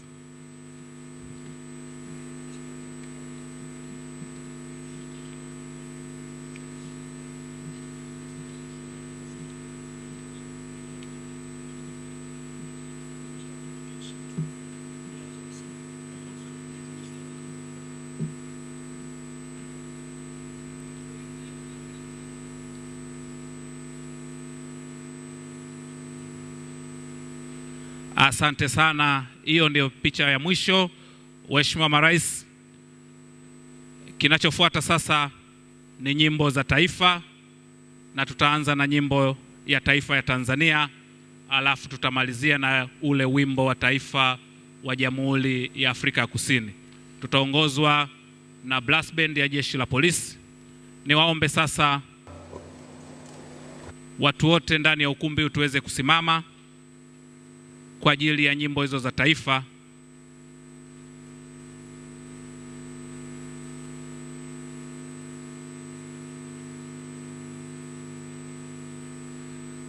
Brass band.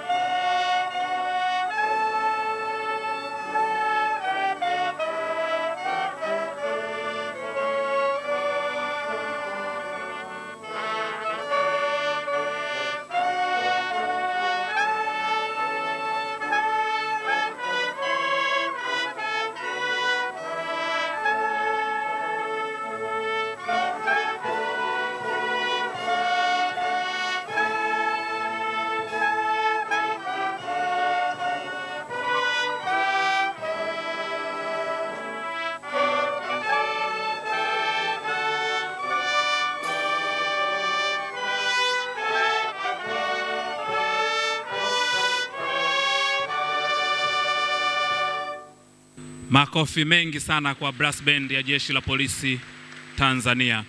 Waheshimiwa marais, kwa nyimbo hizo mbili za taifa ndiyo tunafika mwisho wa ratiba yetu kwa siku hii ya leo. Nitaomba tuendelee kusimama na Jeshi la Polisi, ile brass band wataimba wimbo maalum ambao Mheshimiwa Dr. John Pombe Magufuli, Rais wa Jamhuri ya Muungano wa Tanzania, atakuwa anaondoka na mgeni wake Mheshimiwa Cyril Ramaphosa, Rais wa Jamhuri ya Afrika Kusini. Brass band.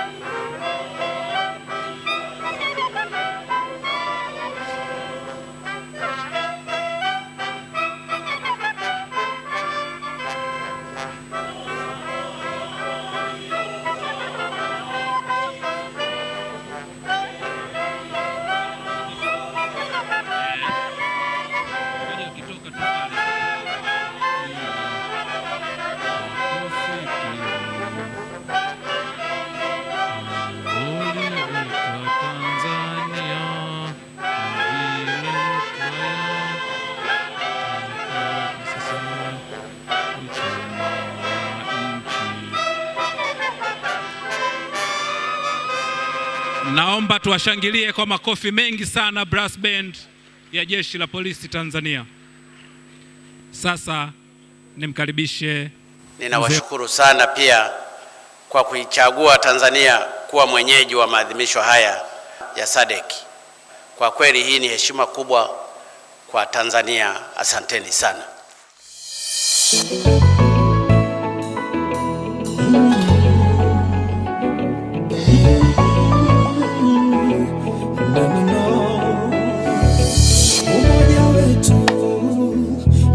Nguzo yetu ndiyo siri ya nguvu na uimara wetu.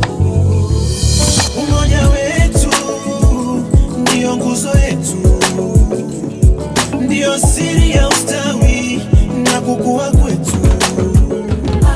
Bega kwa bega, tutimize lengo letu, tuitunze SADC yetu kwa maslahi ya nchi zetu. Tushirikiane kwenye biashara.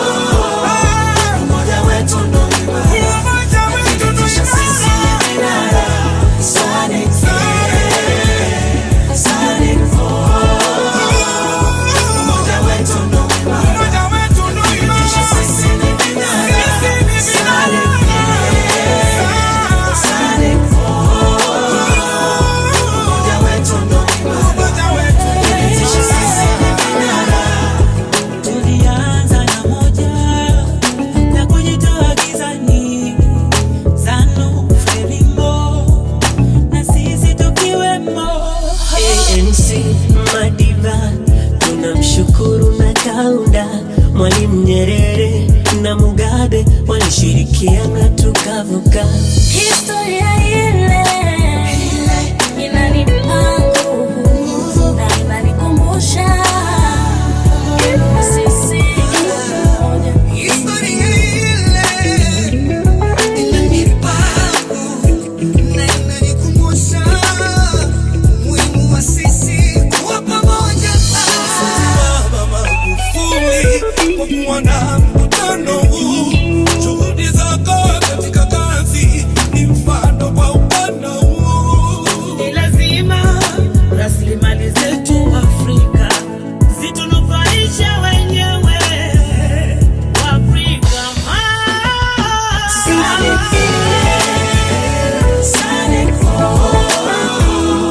Umoja wetu ndo imara, unathibitisha sisi imara.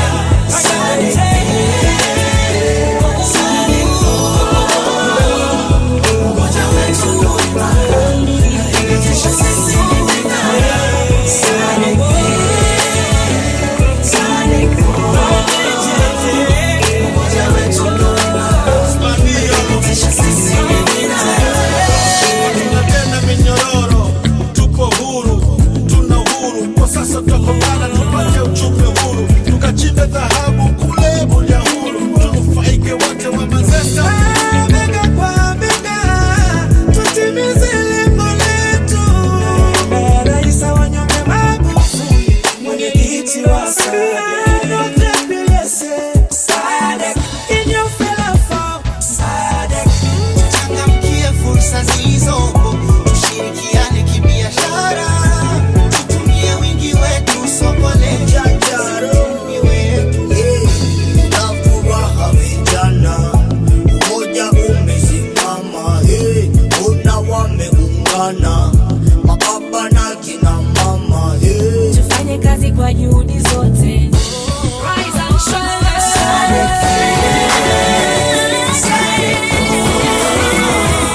Umoja wetu ndio imara, unathibitisha sisi ni vinara.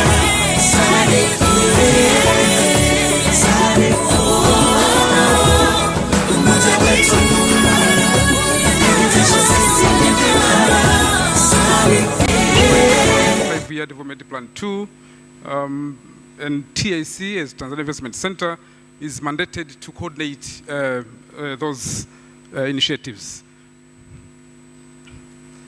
Tanzania Investment Center was established in 1997 by the Parliament law with the role of coordinating, encouraging, promoting and facilitating investment, as well as advising the government on investment policy and related matters. We are hosting one-stop facilitation services where government agencies who are responsible for issuing permits, authorizations, licenses, certificate of incorporation, but also standards certification, as well as certificate of incentives.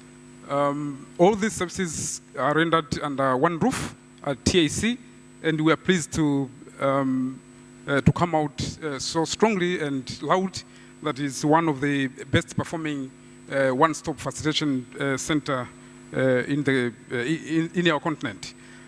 So you don't have to walk around and knock several doors for you to get services or to get your project registered or your company incorporated. What you need to do is just to come to TIC and we'll do the facilitation from there. In terms of economic performance, as it was said here, for the past decade, Tanzania has been vibrant. The economy is very dynamic. We've seen, we've registered a growth rate of around 7%.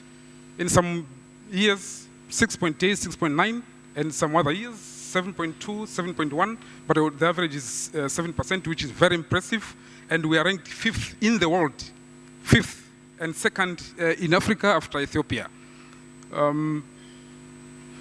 The Rand Merchant Bank has ranked Tanzania as the 7th attractive destination for investment. This is for, from the last year's publication. And we are still progressing very well because a year before we were ranked 9th. So we've jumped 2 steps ahead, and we are going to do much more after embarking on to implementation of the blueprint for regulatory reforms, as it was said here by His Excellency Honorable Dr. John Pombe Magufuli, the President of the United Republic of Tanzania. Why anyone has to choose Tanzania as the investment destination or the investment of choice, the investment destination of choice, we have several reasons. Some of them have been said here. We've been for many years since independence enjoying very stable peace and stability. We've never had civil wars among ourselves in the country, despite over 120 different tribes here in Tanzania. But also, we have a very resilient economy. And as I just showed you in the previous slide on the economic performance, we're doing very well. But also, we have big arable land, over 40 million hectares of arable land, out of which we've been able to exploit only 10 million hectares. So we still have over 34 million hectares still unused, which is suitable for agriculture. And you might be aware that Tanzania is big in size and even bigger compared to the other East African countries combined. So in terms of size on the land, we have plenty of it. To assure investors that for the resources-seeking investment, Tanzania is the choice. We have mineral endowment, we have water bodies, we have tourism attractions, we have everything that you can mention. Every type of mineral that you can mention, you can find it in Tanzania, be it diamond, tanzanite, which is mined only in Tanzania, in the world, gold, copper, nickel, helium, we have everything. But in terms of tourism, His Excellency Mr. President has said here, we are competing with Brazil in terms of the potential in tourism. But in Brazil, we are pretty sure that they don't have Mount Kilimanjaro, but we do have Mount Kilimanjaro. But we have some national parks which are adjacent to sand beaches, which is wonderful, that you cannot find it anywhere in the world. You find a lion walking on the beach at Sudan. It's wonderful and marvelous to see. But we have wild-based migration to Serengeti every year around November, which attracts a lot of tourists here in the country. But also to guarantee investors against any non-commercial risks, we've been able to sign several bilateral investment treaties, but also multilateral investment treaties, including MEGA, the multilateral investment guarantee agents of the World Bank Group, to assure investors that for non-commercial risks, our legal framework and international commitment give them that assurance.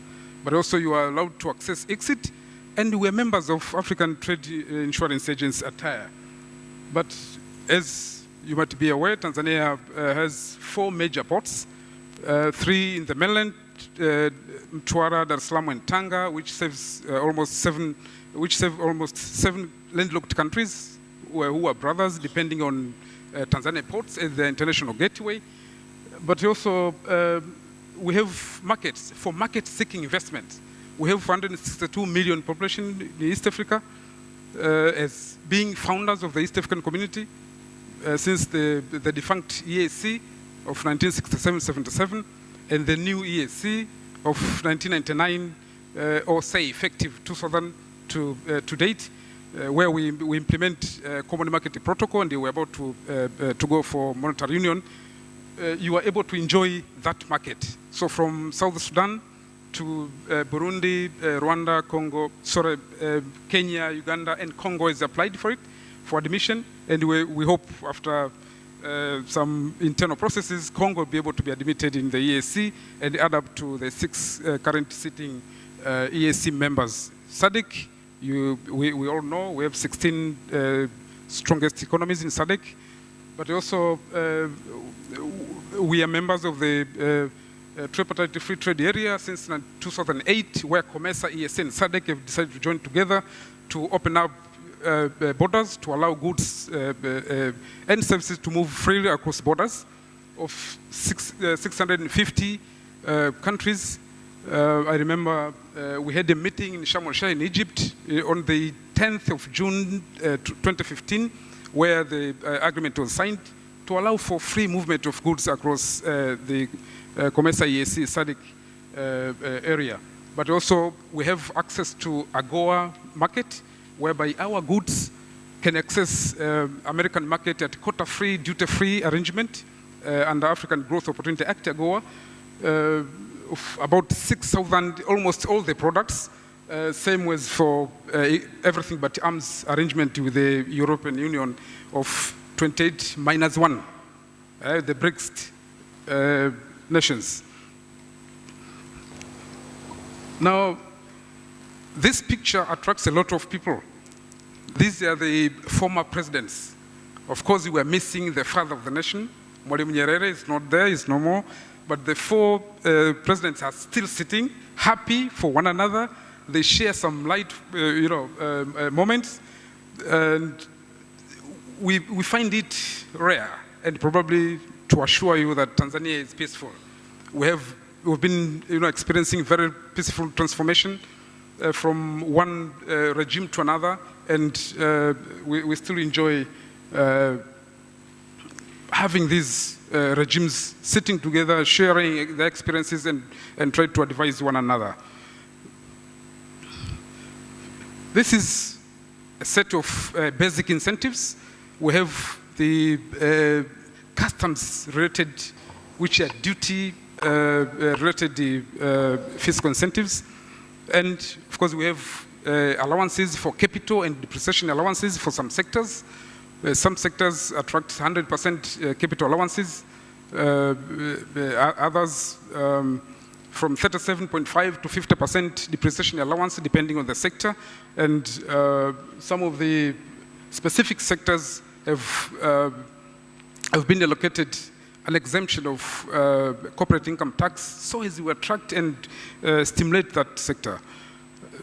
For non-fiscal incentives, the incentives which are not related to taxes, this includes unconditional transfer of after-tax profit, which is dividend, distributor dividend, but also to have automatic immigrant quota, where you can bring in expatriates of your choice if you think that the project can benefit from the expertise, which you cannot easily source locally.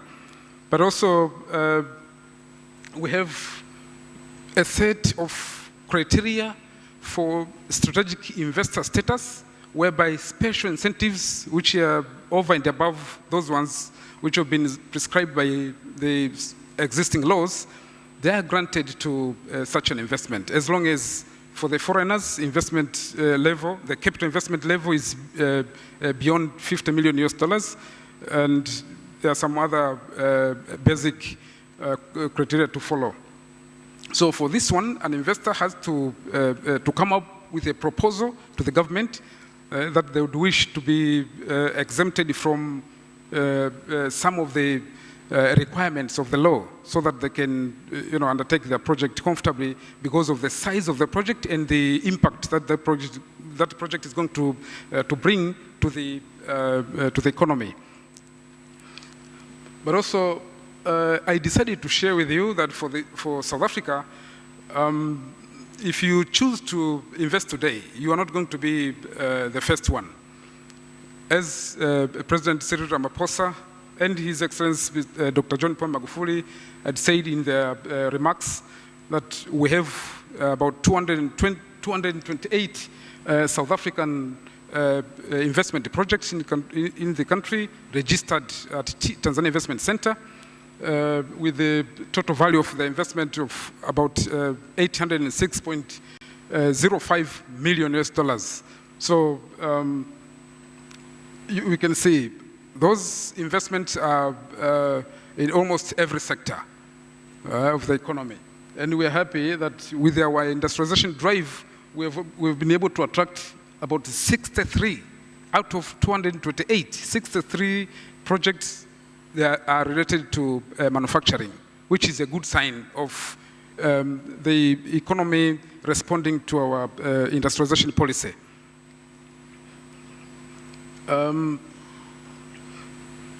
This is the top 15 source countries of investment, the foreign direct investment in Tanzania. South Africa ranks 11th, and we hope that after this forum, South Africa is going to be in the top 5. For the African countries, South Africa ranks 4th after Mauritius, Kenya, and Egypt as source countries. And in the SADC, it's only Mauritius that is ahead of South Africa as a source country of foreign direct investment. So we believe, despite that the Mauritius has a smaller number of investment projects, but the value of those investments are huge. And South Africa has a good number. It's a bigger number than anyone in SADC, in Tanzania, but the value of investment is not that big, such that Mauritius, with only 69 investment projects, has surpassed South Africa in terms of ranking. In terms of investment opportunities that Tanzania do offer, His Excellency, President Dr. John Pombe Magufuli, in his remarks here, he specifically mentioned automobile industry as an area where he would like to see South Africa overflowing its investment to Tanzania in that particular subsector. And in our 5-year development plan, too, we have specified the automobile industry as one of the areas of focus. So, because we have huge potential in logistics, but we're importing used cars. And you say, no, we don't have to continue with this. We can easily attract our friends and brothers to come and do the assembling, not necessarily manufacturing to start with, but the assembling of the automobile here in Tanzania, so that you take advantage of the lucrative market that we offer. But we also have pharmaceutical and medical products. As it was said, about almost 84.5% of the pharmaceuticals and medical products in Tanzania, let alone the SADC market, is imported. So this is a big number. And the edible oil, we're importing almost all the edible oil. We have huge potential from the cotton seed, sesame. We have maize, corn, that we can extract oil from it. We have palm trees or palm cultivation potential. We have sunflower potential. But we need to see more investments coming and benefit from the opportunity. The cotton and textile is also a potential area that we attract investment. Real estate, especially for Dodoma. Dodoma is a new capital city. We've moved the capital city to Dodoma, and we need major investments, especially in the real estate in Dodoma. President Magufuli, in his remarks here, he said Tanzania ranks #2 in Africa after Ethiopia in terms of livestock population, and we need to take advantage of that in terms of rising and fattening, live animal trading, but more importantly, slaughtering, to have abattoirs here, but to have meat processing, for which we have huge market in the Gulf countries and China, but also leather and leather products, and of course, retailing and market, and also milk as well. We have a gap sugar of around 300,000 tons a year. And we have several sugar manufacturing companies here. And of course, we have Hilovo from South Africa.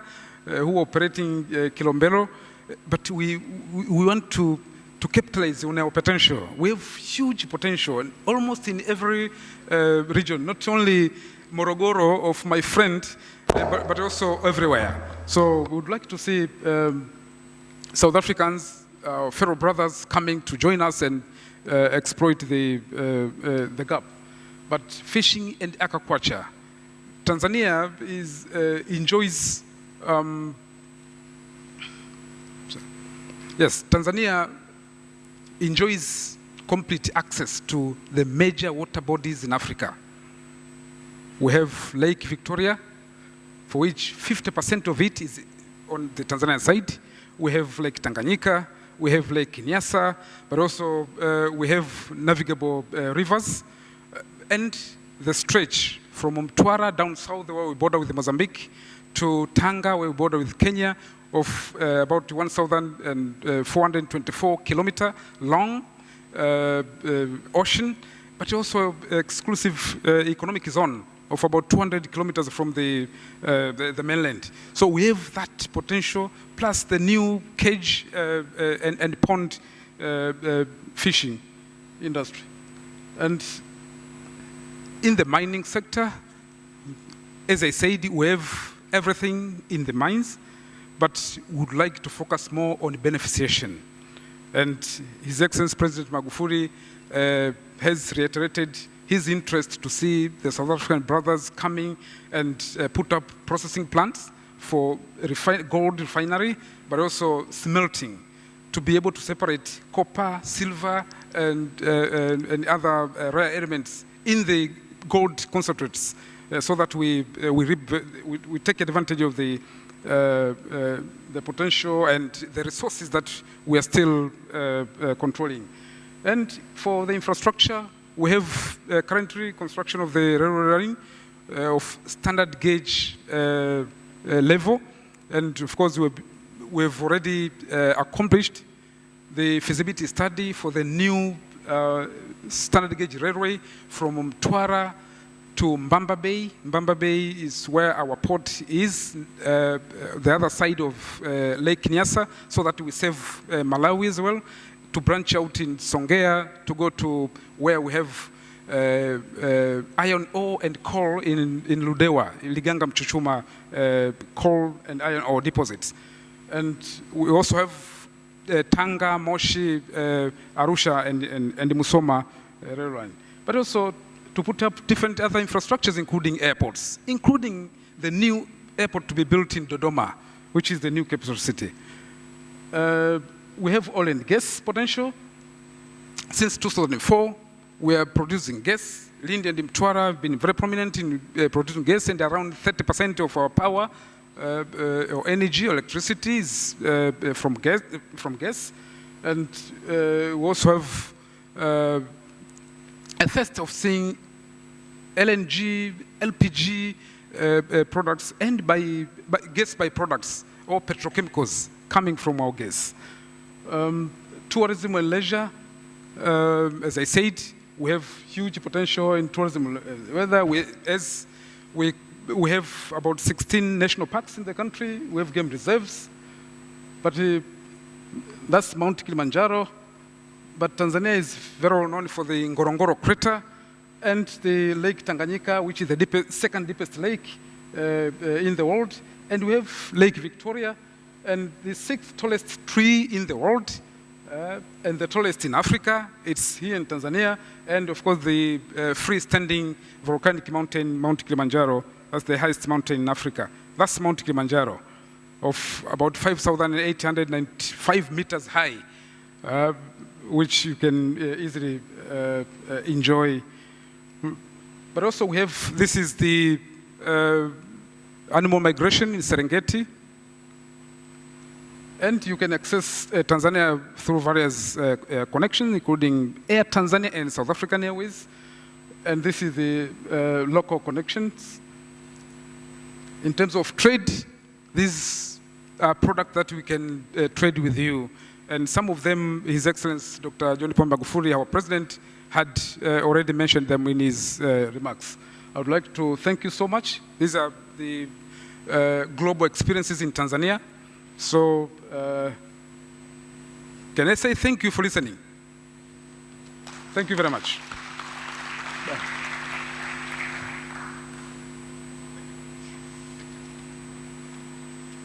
Thank you very much, Mr. Mwambe, the Executive Director of the Tanzania Investment Center. Let's now proceed to the presentations from our friends from South Africa. And we start with the first presentation, which will be done by Mr. Paul Levy, Director, Steinway Bridge from South Africa. I'm told him, you're welcome. Come please. I've been informed that you are coming up with a great project. So let us hear what you have to offer.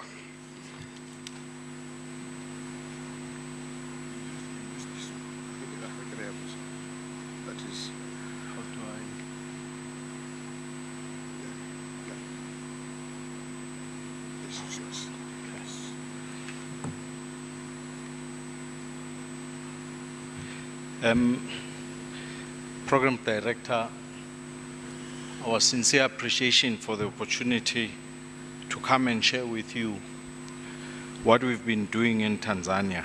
I'm quite excited that there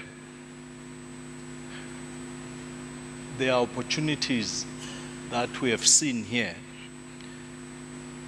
Steinway Bridge, we have been in Tanzania for the past 8 years. We are a logistic business, mainly servicing heavy industries, mines from the Copper Belt, DRC, Zambia. And we have established and invested into fully understanding the opportunities that the Tazara line gives through Dar es Salaam.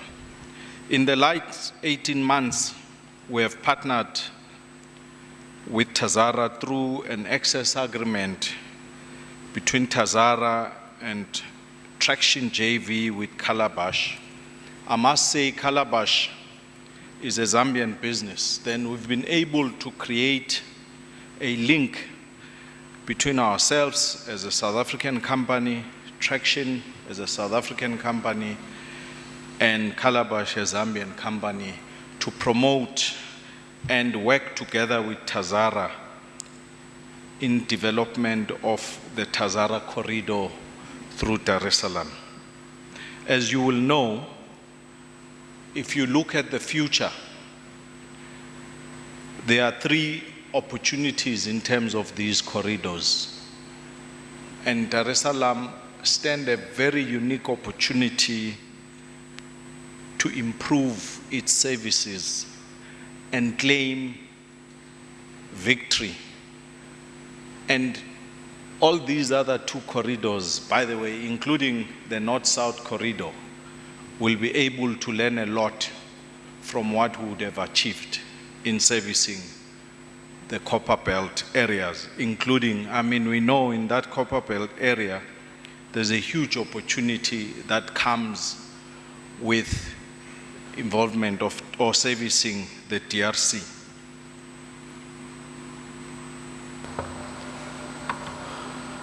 We are looking at taking what we've been doing for the last 18 to 2 years, focusing on the Tazara opportunity. We're looking at taking that to the phase 2. And what is that phase 2? We want to invest about 76 million in infrastructure.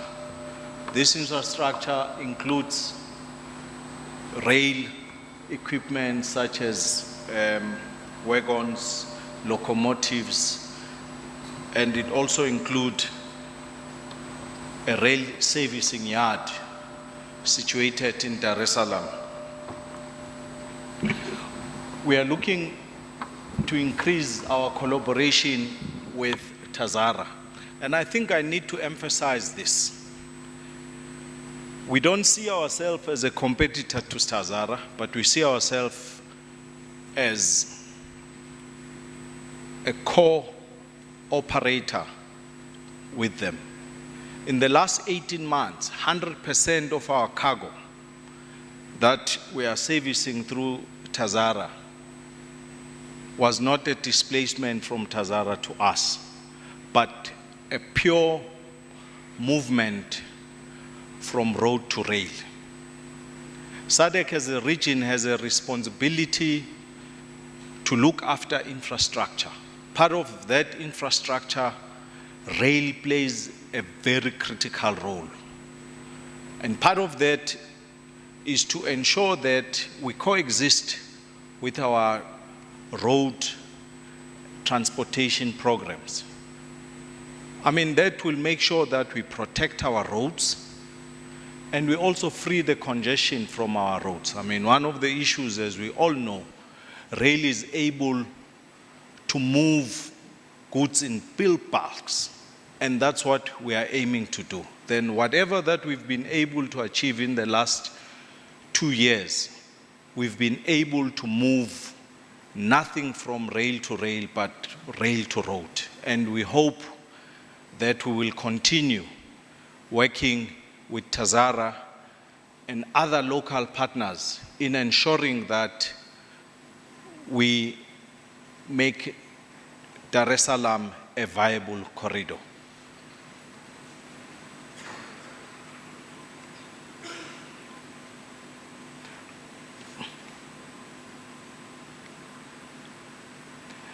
These are our other areas where we are operating from. As I'm saying, we are a SADC business, proudly so.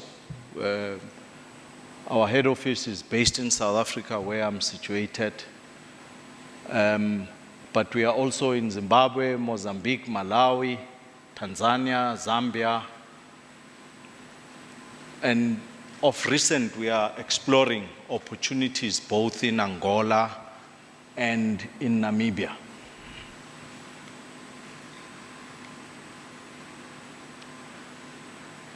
I mean, in logistics, as we know, the biggest issue is time. Time is the master in logistics. If you cannot master time, and this is one of the issues that I was quite excited when the two excellencies, our presidents, were summarizing here, they were emphasizing. We need to ensure that we really deal with our trade relationship as a SADC country so that we can free movement of goods and services from one country to another. And there is nothing as perfect as focusing on rail development.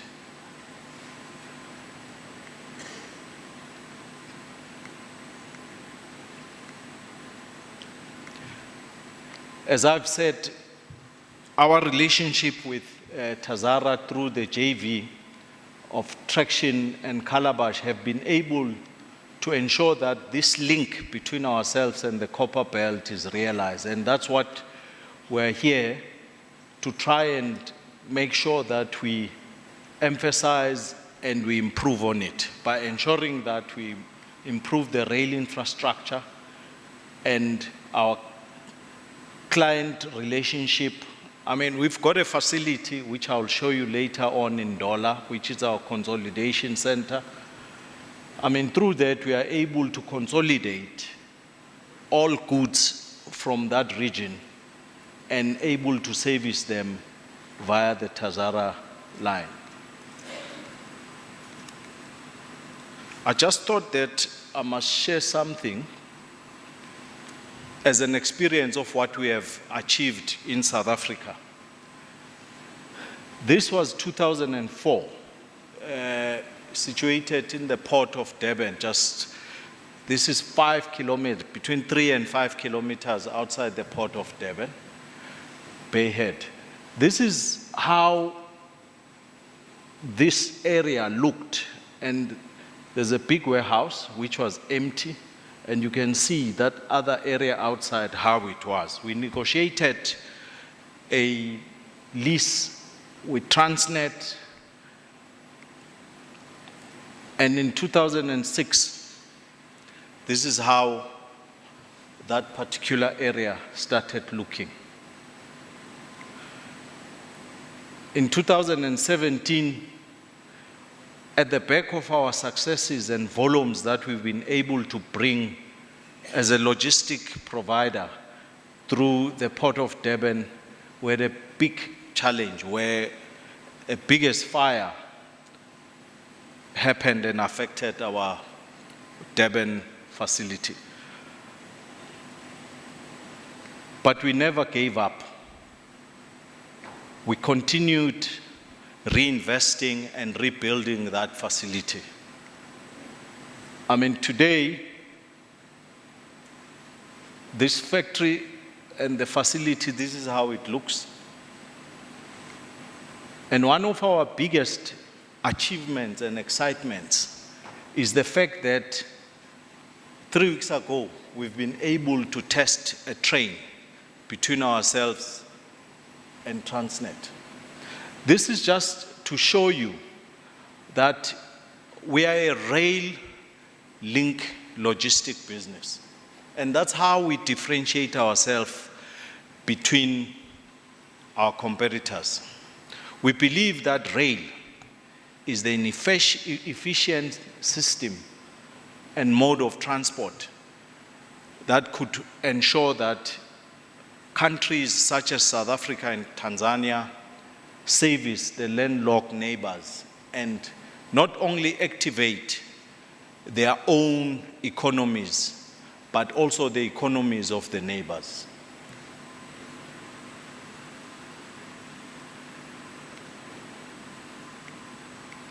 I just want to sum up. This is our Dar es Salaam warehouse. We are working here. It's not a theory.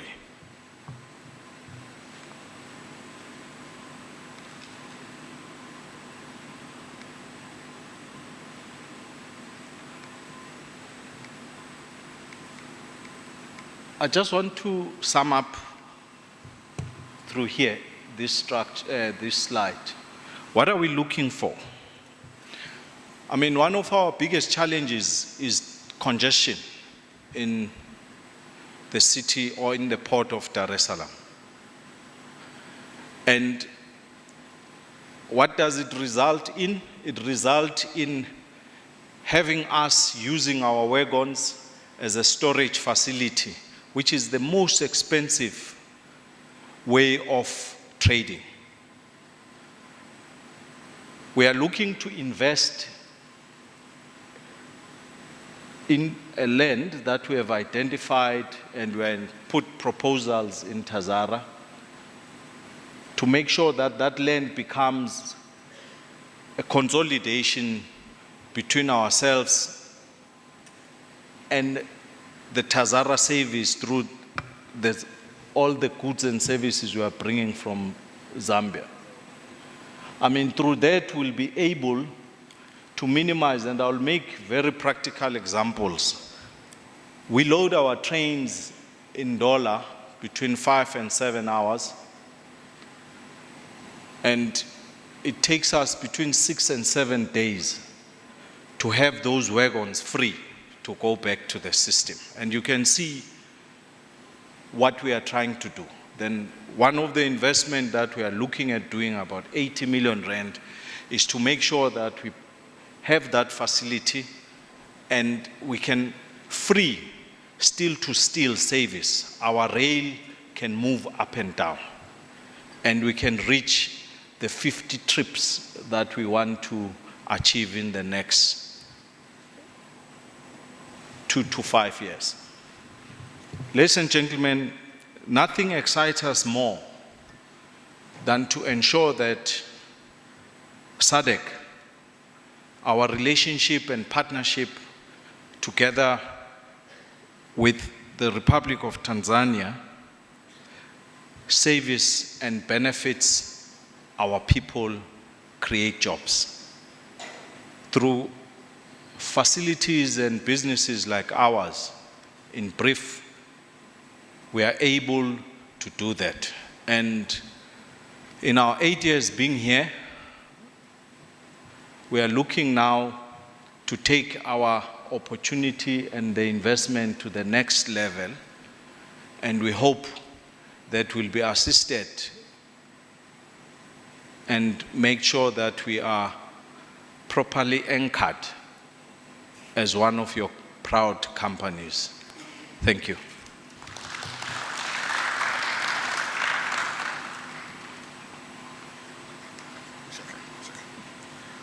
Thank you very much, Paul.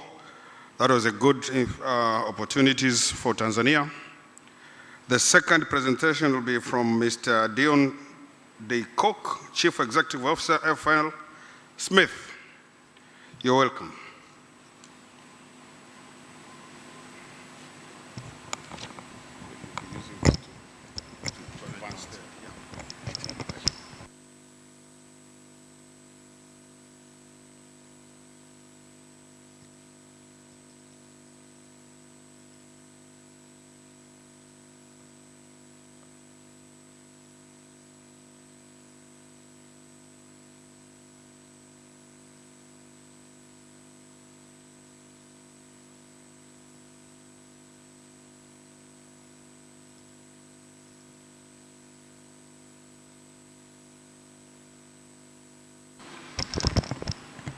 Good afternoon, everybody.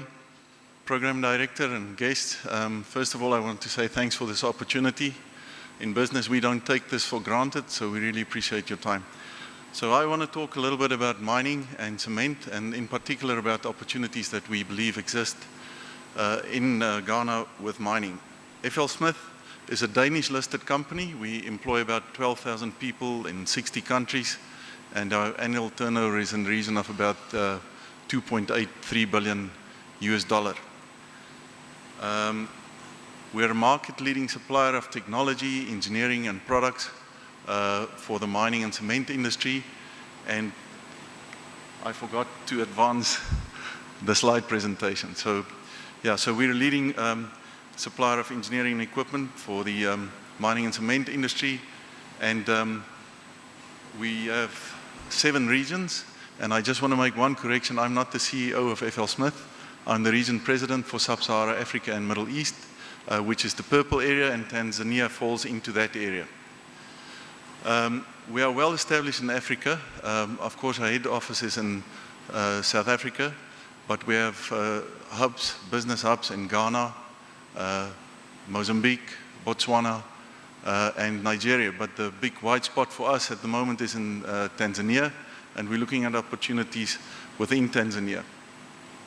So this is our facility in South Africa, one of 4 manufacturing facilities that we have. This specific facility is about 10,000 square meters, and about 60% of what we produce there is exported. The reason I want to mention that, as a Danish multinational, we made a conscious decision last year to invest 100 million rand, which is a huge and significant investment into that facility. And we've stayed true to our vision that we will invest in the countries that we operate in. In that facility, we also service already companies in Tanzania. This is a cage for a mine hoist system for Acacia Mining in Bulyanhulu. And we have the capacity to really serve the mining industry and the cement industry here in Tanzania. Currently, with the mines that we have here, we are in daily service with them, and also with the operations of cement. So typically our customers will be Rio Tinto, BHP, Anglo American, Heidelberg Cement, and so forth. But we're also looking for opportunities for smaller junior miners. And this is part of the discussion that I want to have today. In short, we have all the full flow sheet for a cement plant. We manufacture, design, and engineer the cement plant, and we have all the equipment that goes into that cement plant. In most of the instances, we also have to operate and maintain that plant, because the customers want to only trade in the commodity, which is cement. As far as mining is concerned, we do all of the engineering, design, procurement, manufacturing, and supply of input, crushing, and conveying, right through to the beneficiation of the minerals and producing the final concentrate. Of that flow sheet that you see there, we own about 90% of the equipment that goes into that.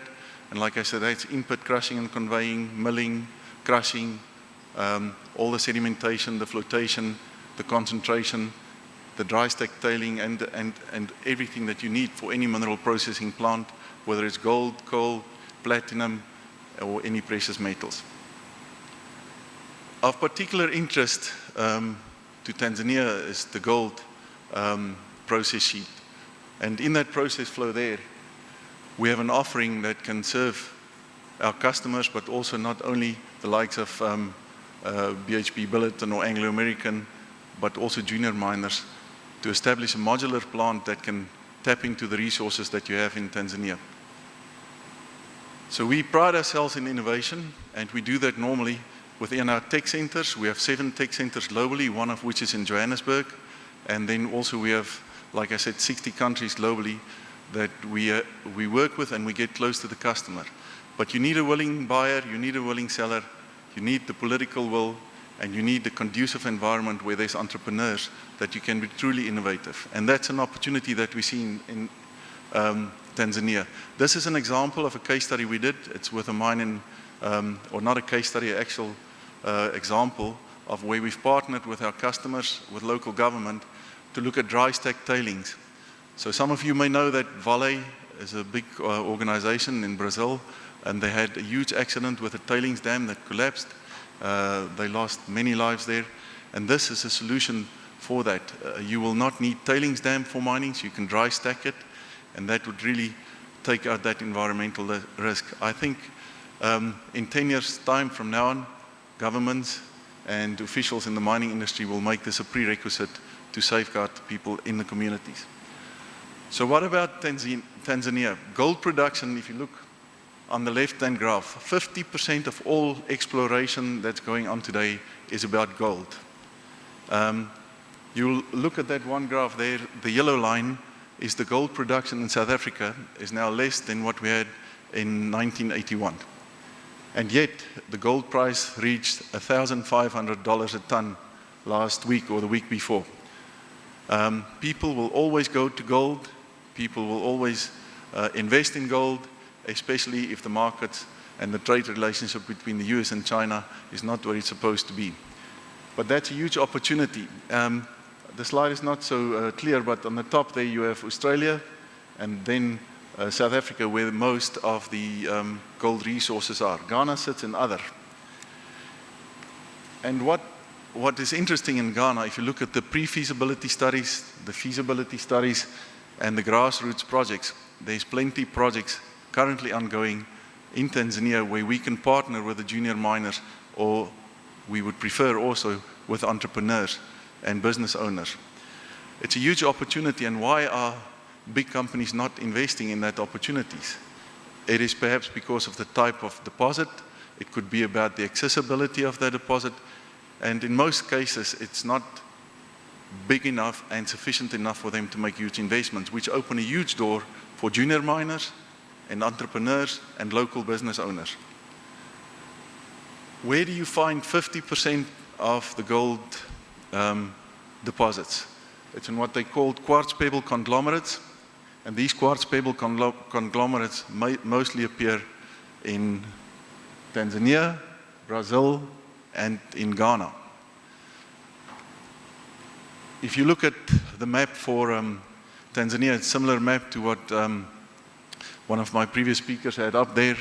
You do get these gravity gold conglomerates, especially in the Euro areas.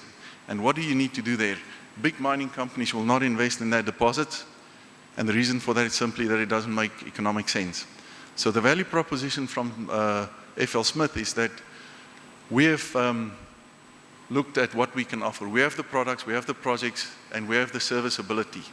We have state-of-the-art equipment, and gold is our field of expertise, so that we can take that expertise and partner locally with government, the owners of the resource, and the entrepreneur to exploit that resource. So we've developed a flow sheet where the entrepreneur can process about 40 tons per hour, produce about 140 kilograms of gold per annum, and pay the plant back in a period of 3 years if the gold price is at 1,300 tons. If you just increase that case study to 1,400, where it's currently at, the payback for that plant is in 1.8 years. That flow sheet means that wherever you have artisanal miners, where you have access to the ore body, you can take that plant, put it up, it's a modular plant, and you can be producing gold bar on site. So it will go milling, concentrating, leaching, gold bar with electrowinning and smelting.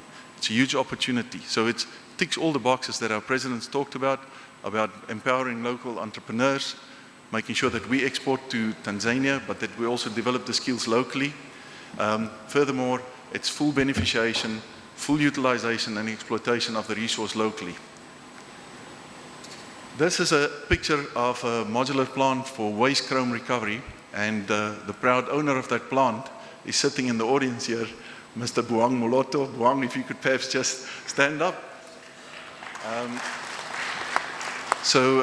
We made an investment of about $20 million in 2 of those modular plants, and that has gone into a mine in South Africa where Buang, as the owner of those plants, is recovering the chrome from the waste stream in the UG2 plant, and the investment in that community will generate about 60 to 70 jobs directly employed in that position.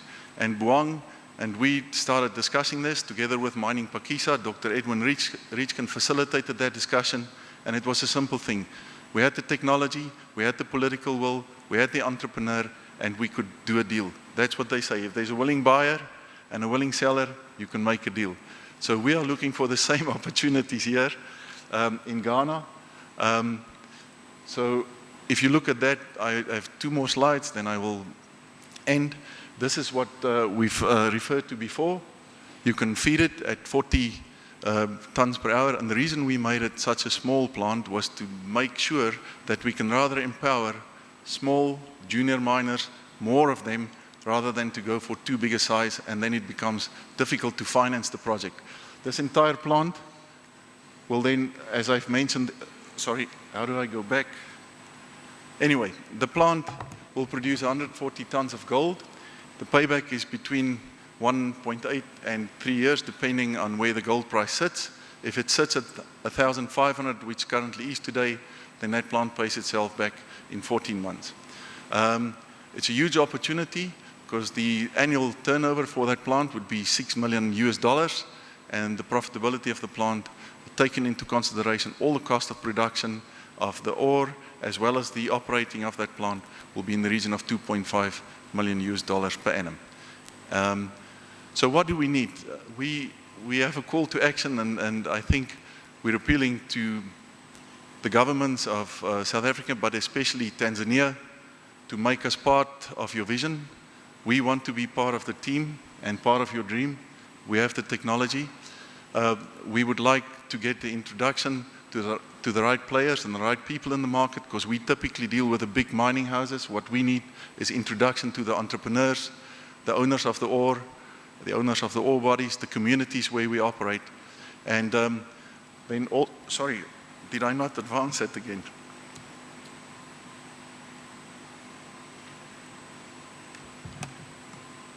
My apologies. Anyway, I've skipped that one slide. So what we would need also is the introduction to the business people, access to the ore bodies, making sure that we can introduce the technology. We need to make sure that we encourage foreign direct investments. We will do that the same as we've done in South Africa, into a local service hub. We're looking for people that can not only represent us here, but also run the mining plants. And in the end, I believe that's a huge opportunity with the untapped resource that's currently lying there. Thank you very much.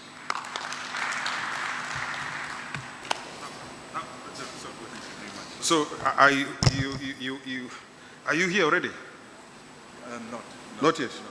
But you heard the president saying that we need investors in the mining sector. Yep. So you are more than welcome. And I think does junior miners mean the same way as small miners? Small miners. It's the same as junior miners? Operators, junior miners actually also listed. So we're looking for below junior miners. Below junior miners.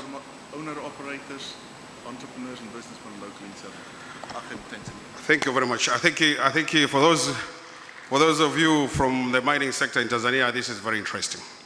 Jamani, kuna mtu madini hapo? Mpo eh? make sure you talk to this guy after these presentations. And I will also talk to you because I'm also a stakeholder in the mining sector. Thank you very much, Dion. Now the third presentation is from the efficient power. Efficient power. Oh, you're the one. Come. You will use this one to advance your slides. Good afternoon. Thank you for your time. I'm Warwick Jackson. I'm the CEO of Efficient Power and Turnkey Modular. Turnkey Modular is a company that really packages technical solutions very similar to the solution you've just witnessed. We have an approach which allows us to put the effort into making sure we can get items to site and into communities that are tried, tested, and fully commissioned when they arrive. Our approach is not to do this by ourselves. It never works that way, and we have great pride in finding partners and finding people that we can work collaboratively with to get our projects off the ground. This happens to move into an area of interest for us, which is waste to energy or waste to value. There are local companies that we are or will have access to through our local partners in South Africa. We have adopted an approach of partnering rather than competing, and part of that process was a company called Waste Plan, who is mentoring a local company here in Tanzania, the Recycler. And it's to leverage off these relationships and this way of thinking to try and bring real value and try and bring dignity to people in areas where waste has become a major problem. Waste is clearly one of our interest points, but we have a very diverse offering of modular solutions, and they range from the power sector, generation, fuel storage, and even into radio astronomy of all things. Now, waste is always seen as a major issue in every part of the world, whether it be your sewages, your plastics, your hazardous wastes, and as a general rule, perpetuate the lack of dignity in areas that deserve better. Now, we need to start thinking of waste as a commodity. It's certainly not a burden. It has calorific value, and you can use that to stimulate business. It's that simple. You can translate waste into dignity in business. We have a philosophy that diverts waste from landfill and extracts its value. It has the opportunity of also taking care of sewage sludges, and what it does is identify the right technologies in small modular packages for a given market or a given location and their specific needs. These are the things that you should be looking to get out of your waste. You shouldn't be filling a landfill site. You should be looking to turning waste into solutions. They are easily done. They are tried and tested. They work individually, but they work better together. Each one of those processes have byproducts. They have waste heats. They have various other functions that work in a symbiotic relationship if you want them to.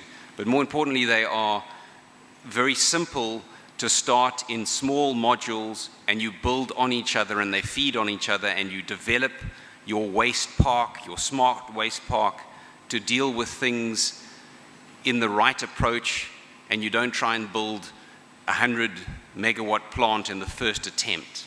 You do it in a small amount. You take care of your plastics to diesel. Very simple process. It's being done for a substantial amount of time, and that then builds into others: the generation of electricity, the use of waste heats, biodigestion, fertilizers as a byproduct, and biogases. There are a large array of waste. This happens to just be a case study of one of the projects we've been involved in, which is 180 odd tons per day of waste. It has quite a diverse offering, and the ones in orange are the ones that can bring you value, can bring you energy, can bring you heat.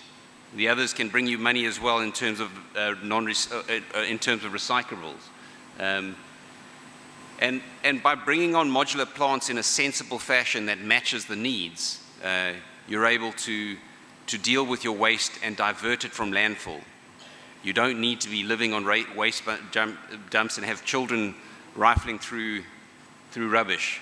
The opportunity here is to use your waste to generate energy, to grow businesses, bring jobs, and not waste handling jobs, meaningful jobs, real jobs, and jobs that change people's lives and change communities and then self-sustain the growth of these plants. The modular approach is the key. F.L. Smith see it, lots of other players see it. If you're able to bring on what you need when you need it at an affordable amount, it's easily and quickly deployed and will work when it gets there. Those are the things that make the difference in getting plants functional and to revenue or to resource as quick as possible. Our approach is also to be very involved with the people who are going to use it, who are going to run it, and the key with these solutions is to do it in a community for a community. Don't export the waste through some strange wheeling agreement or have all sorts of issues around extraction of power or vacation of power from an area. The idea here is to convert your waste into energy for a community that needs it in an area that is short of it. On high level, this is really what we're trying to get right. If you look for a waste park and treat it as a smart park where you don't have a one-fits-all solution, it's not a big plant bought from Europe that only has a very specific waste stream that it can deal with. If you've got something that's nimble and able to adjust as the waste streams adjust, as your community starts to evolve and become more advanced, your waste streams naturally change. And European waste streams are not African waste streams. So buying European plants is not going to help the situation. Extracting the knowledge from those European plants will, however. So the idea here is to take care of the big issues of diversion of waste from landfill, municipal sites, industrial sites, extract the value from them when you can, and then use the product of your waste conversion plant to drive small business. That's really what you're trying to get right. You're trying to use that to have small communities that start up bakeries, use aquaponics, vertical growing, an amazing opportunity for vertical growing and the yields you can get out of it. Dramatic reductions in the use of water, land space, and the production of consistent high quality food. And there are a number of areas of interest. We would like to find areas in the country that have particular waste problems and are looking for solutions of converting it into a commodity rather than a burden. In a nutshell, we are looking for the ability to turn your waste into an asset that supports the economy or the growth of a local economy and creates meaningful jobs and helps with environmental issues. As I said, we've got a partner in Waste Plan, GAM as well, and the real mission is to develop in a very systematic approach solutions to general waste, which is a scourge of the continent. Turnkey Modular is born from a 50-year-old business. We've done a range of really interesting things over the years, but our real strength is our ability to package partnered technology. We build a lot of substations, modular substations, power units. We've transported them all over the African continent. We were very fortunate to be selected to build all 64 antennas for the square kilometer array. The most advanced radio telescope in the world was built in Africa by Africans. 80% local content. It's possible when you have a willing technical provider who partnered with us to develop what is a flagship example of what Africans can do when given an opportunity. The other key is making sure, and we've certainly did it for the square kilometer array, that everything is done in a controlled environment. You'll see one of our typical e-houses in the end picture there, which is 100% commissioned. Every item of it is functional before it heads off to site. And what we do is we involve the end clients, so they come in and get involved in the commissioning. They own the product before it leaves. The offerings are quite diverse. It's not just a waste solution, it's a packaged solution of any real description. We're fortunate enough to win the National Steel Awards for that, and it is all around the ability to build every single item in that yoke and pedestal was built on this continent. So it is possible, and we can get some of the most advanced things done right here in our backyard. It's interesting that people who knew nothing about radio astronomy 5 years ago are now the people that are looked to for answers around the future of the square kilometer array. The technologies we look at are also clean. We're not interested in someone who's going to come along and burn waste material and create a worse hazard than you had before. Our partners in Europe are a company called Coronolis, who have developed some of the most advanced gasifying plants in the world. This is in Cele in Slovenia, and is immediately, I was hoping to go back one slide if you could. It's in the middle of a residential area. What's interesting about this slide though is it just shows how massively lower than the European standards the emissions from this process is. By gasifying your waste rather than combusting it, you have an incredible environmental improvement in the performance of the plant and the health of the people around it. That previous slide showed a plant in a residential area that produces 18 megawatts of thermal heat. Here's a real opportunity for the use of cashew nuts. It's criminal that cashew nuts are taken from this country and the value is not added here. Just as we send a lot of our iron ore out of our country and other resources, the opportunity exists to use the cashew nut husk to generate the heat you need to process it. And not through combustion, through gasification.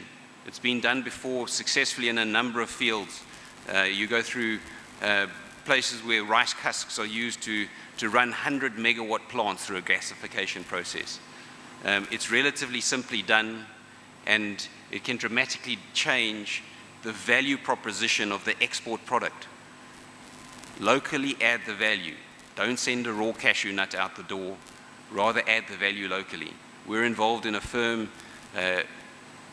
on the south coast of South Africa who services 20 macadamia farms and processes all the nuts in one location before exporting it, adding all the value locally. Vertical growing. We're about to commence another plant similar to this in Portugal, of all places. So we're exporting our technology. This is the real opportunity to take CO2 from your various processes. When you've got biodigesters, you've got CO2, use the CO2 to grow organic biomass. The very successful plant in Ragusa that produces, this particular one produces biodiesel, but the opportunities for microalgae and high-value products is quite incredible. This is an equivalent of 300 tons per hectare growth. That is orders of magnitude greater than normal farming. The key, though, is our partners. WastePlan are some of the continent leaders in waste management. You have to have a proper waste management system if you're going to utilize the value of the waste.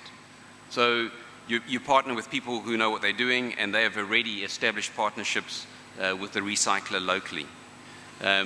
They run facilities throughout South Africa and Southern Africa. This is the Cryofontaine plant in Cape Town that was built in record time and services a vast array of recyclables, up to 70,000 tons per annum. And their systems and processes exist. They have instant access to where their waste is, how it's managed, how it's got to site. Here is the plastics to diesel. So your non-valuable plastics can very easily become a fuel, even a grade of diesel if you wish. But kerosenes are very simple, and it's the use of the problem plastics. In my previous slide, you would have seen 46 tons of that plastic was not usable for recycling. It's perfectly usable for light fuels. And there's a plant in the Gauteng area that consumes 30 tons of waste plastic on a daily basis and turns it into fuel. So the opportunity for proven technologies, their packaging and modularization is very simply done.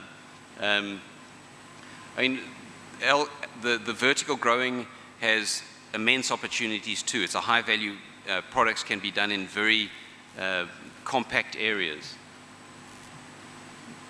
I won't bore you with the detail of this, but it really talks about the mass balance opportunity for multiple modular waste processes where they all have a symbiotic relationship, where the waste heats from one will service the others, where the CO2 output is the feedstock for another, and you're able to generate electricity, fuels, diesels, biomass, various different valuable gases as well. There are some very simple and easy to implement cycles that make controlled growth very simple, making use of aquaponics, where you're using fish as part of the circle of the transfer of nutrients. Black soldier flies and fish and the vegetables are the perfect combination. They each feed off each other and give a really unique way of growing food in a very, very dense area that frees up all sorts of agricultural land and brings real quality and control. The thinking too is you don't need a lot of area to do this. These are small modular plants. We believe in a decentralized model. Large, big factories don't help. This is, you bring a plant into a relatively small area and you make sure your aquaponics and your various small businesses are literally over the fence. There's no wheeling agreements. It's about transferring power and heat to the small businesses that will have benefit from them immediately over the border. This is the opportunity to grow business from waste. This is the need for multiple entrepreneurs who would be looking to join in where they have the need for power, fuels and training. So I mean the whole part of this deal is to ensure that with this the knowledge of how to operate these plants, the growth of those businesses is also part of the whole process. There is a real opportunity here to use what is normally a burden to most societies and turn it into a genuine asset. And we'd be very interested in finding anyone who would be interested in exploring this further with us. Thank you very much for your time.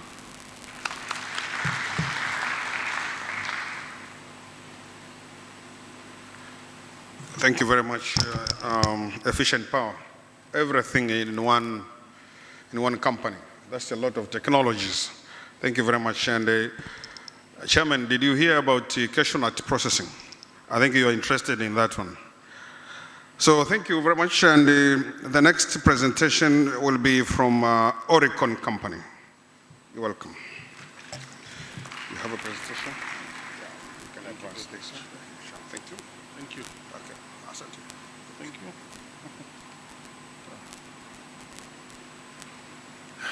Good afternoon, ladies and gentlemen. My name is Andy Les Kosana. I am from Oregon. We are an engineering and infrastructure advisory firm based in 14 countries, of which Tanzania is one. I'm here to tell you about the SOMAFCO Future Africa Precinct. And this precinct is something very special. Oh, let me go back. So, what is SOMAFCO? For us, it's a strategic project that, that combines both cultural and economic projects, which will upskill both South African and Tanzanian youth. We want to preserve and promote the South African liberation heritage in Morogoro, founded from the 1969 conference. Why this is important is because on our continent, our liberation movements have been the source of the governments that we've got right now. And it's very interesting that we don't have too many places where we celebrate positively what they stand for. Very often when we think about liberation movements, they tend to be, it's about looking back into the past. We would like to initiate a positive and future-orientated celebration of where we come from as Africans and Africans who coordinate amongst each other as peoples who can live together going forward. So the project is based in Mazimbu. Why Mazimbu? Mazimbu is in Morogoro.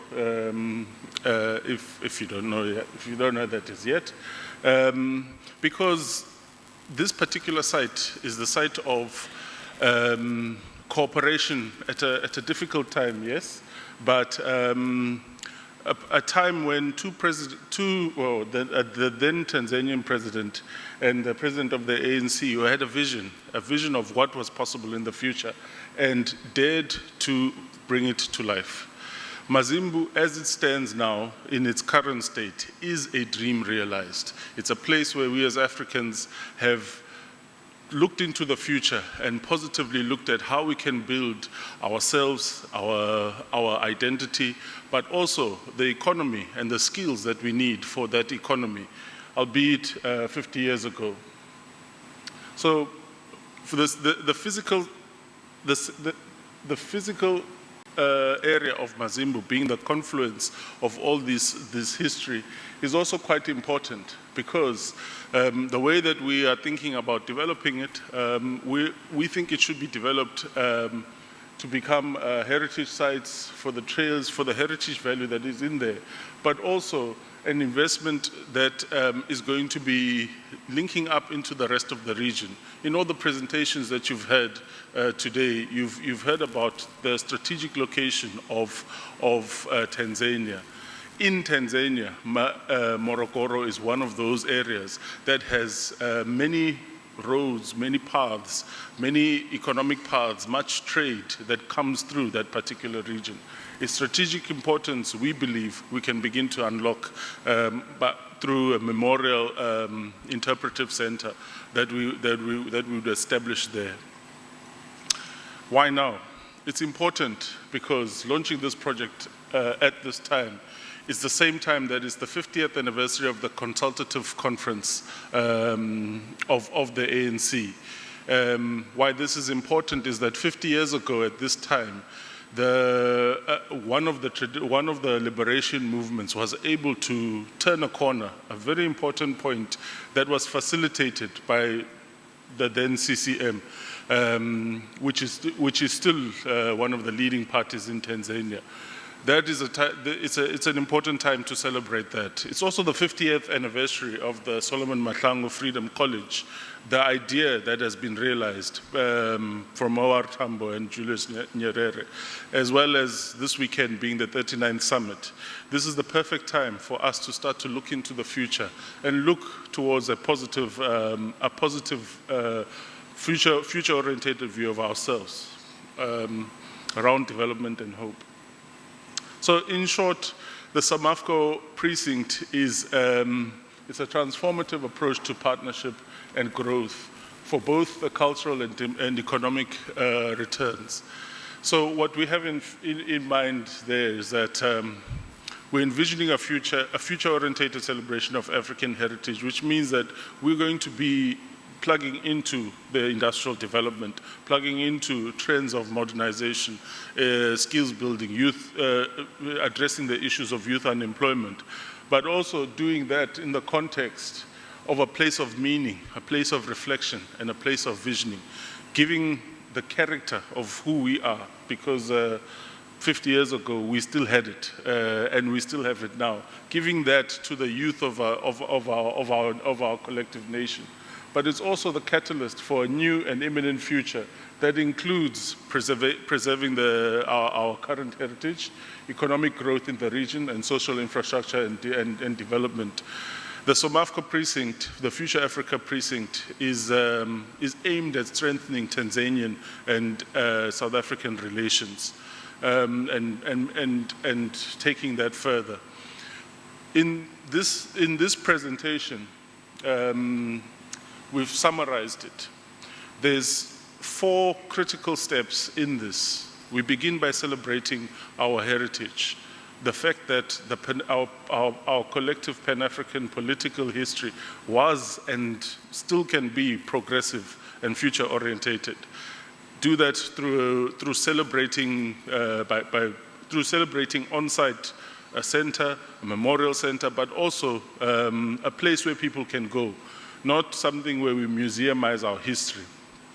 In so doing, plug into the local industrial and agro-processing development. On site in Mazimbu, there is a furniture factory. Furniture factory is very close to the textiles. There's a textile factory about 2 kilometers away that has been recently invested in. It's part of the industrial development that Tanzania is driving towards. Let's grow those industries. Morogoro, as you know, is one of the centers of agricultural produce in Tanzania. And we feel there is already infrastructure in Mazimbu from that time, from 40 years ago, which links to agro-processing. With our partners, both from South Africa and Tanzania, we need to enhance that and entrench what the agricultural producing capability is sitting in Morogoro. The next step will be leveraging the reliable rail link that is coming to Morogoro. The standard gauge railway is terminating only 77 kilometers from the current site of the SOMAFCO Future Africa precinct of Mazimbu. The rail passes by on the other side of the Mazimbu site. We feel that there's an opportunity to link up the agricultural product, the industrial production, to leverage that into the rail as a quick and reliable way of getting it produced both in and out of Morogoro. And then, ironically, Morogoro is also well located for the location of, located in the grid, the Tanzanian power grid, for the location of renewable energy. In the SOMAFCO Future Africa precinct, we are looking at introducing a solar farm. And the solar farm would be able to feed into large battery energy storage, where at that point in that municipality, you are able to plug into the network that feeds the whole of Tanzania. With large battery storage, you are able to better regulate how you use energy that will be coming from Stigler's Dam, that hydropower development that will be coming from there, and any other sources. In this way, we are making sure that the whole of Tanzania is able to benefit from investments that will be taking place in this current location. Just as a bit of a vision, when we look at Mazimbu, it is the current site of the SOMAFCO Future Africa precinct. We've divided it into 9 precincts where different things will be taking place. The first one, number A, there is a gateway precinct where we'll be developing an iconic architectural feature that memorializes but also celebrates the history that takes place there. There'd be a commercial center, which is B. There'd also be a reinvestment and a reimagining of the colleges, of the college that sits there. It is everything from a creche, a primary school, as well as a high school that is looking there, that is located right there. Those facilities will be running programs out of them for education, but also thinking about how do we enhance that educational component as a pilgrimage for people like ourselves, business leaders in Africa, to be able to come and recognize how our history can influence where we can take both our businesses and our governments. And then with number D over there, that's the agricultural zone. In the agricultural zone, that's where you've got agri-processing facility, the land itself for doing the agriculture that we can be intensified, and different types of agriculture that can be introduced, but also the silo towards the north. There's a silo development there that could link up with the railway siding and any other sort of opportunity there. And then on E, there's a sports precinct. F is where we'd be looking to locate a solar farm. G is G, H, and I are actually residential developments.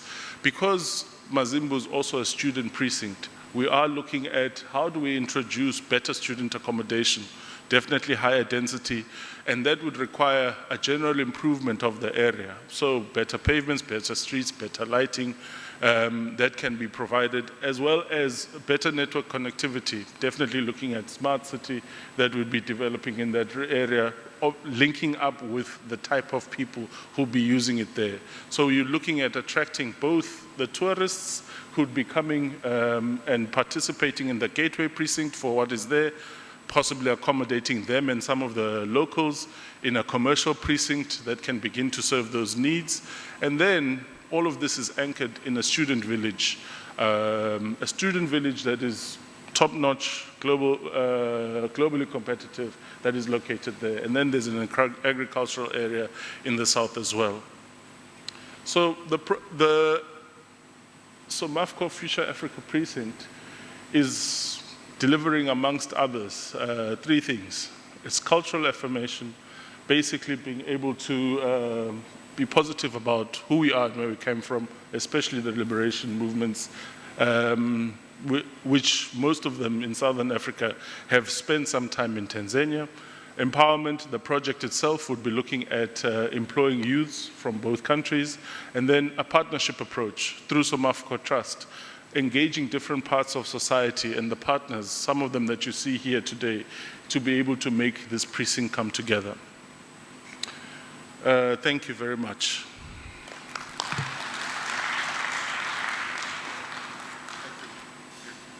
Thank you very much. Thank you, SOMAFCO. And we've got 3 more presentations to go. The next one will be business presentation from Grav Nagpal, Marketing Manager. You're welcome, brother. You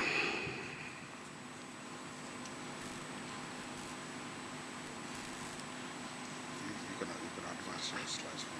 Thank you. Good evening, ladies and gentlemen. Thank you for giving us the opportunity to come and present here at the forum. Firstly, we would like to thank all of you for being here. As a start, we would like to congratulate Tanzania and all its people for consistently growing over 6 to 7% for the last 10 years. The economic prosperity which comes with it is shared by everybody, and it's felt by you. To all involved in the SOMAFCO project and precinct, we would like to acknowledge what it has done and the shared history which Tanzania and South Africa have.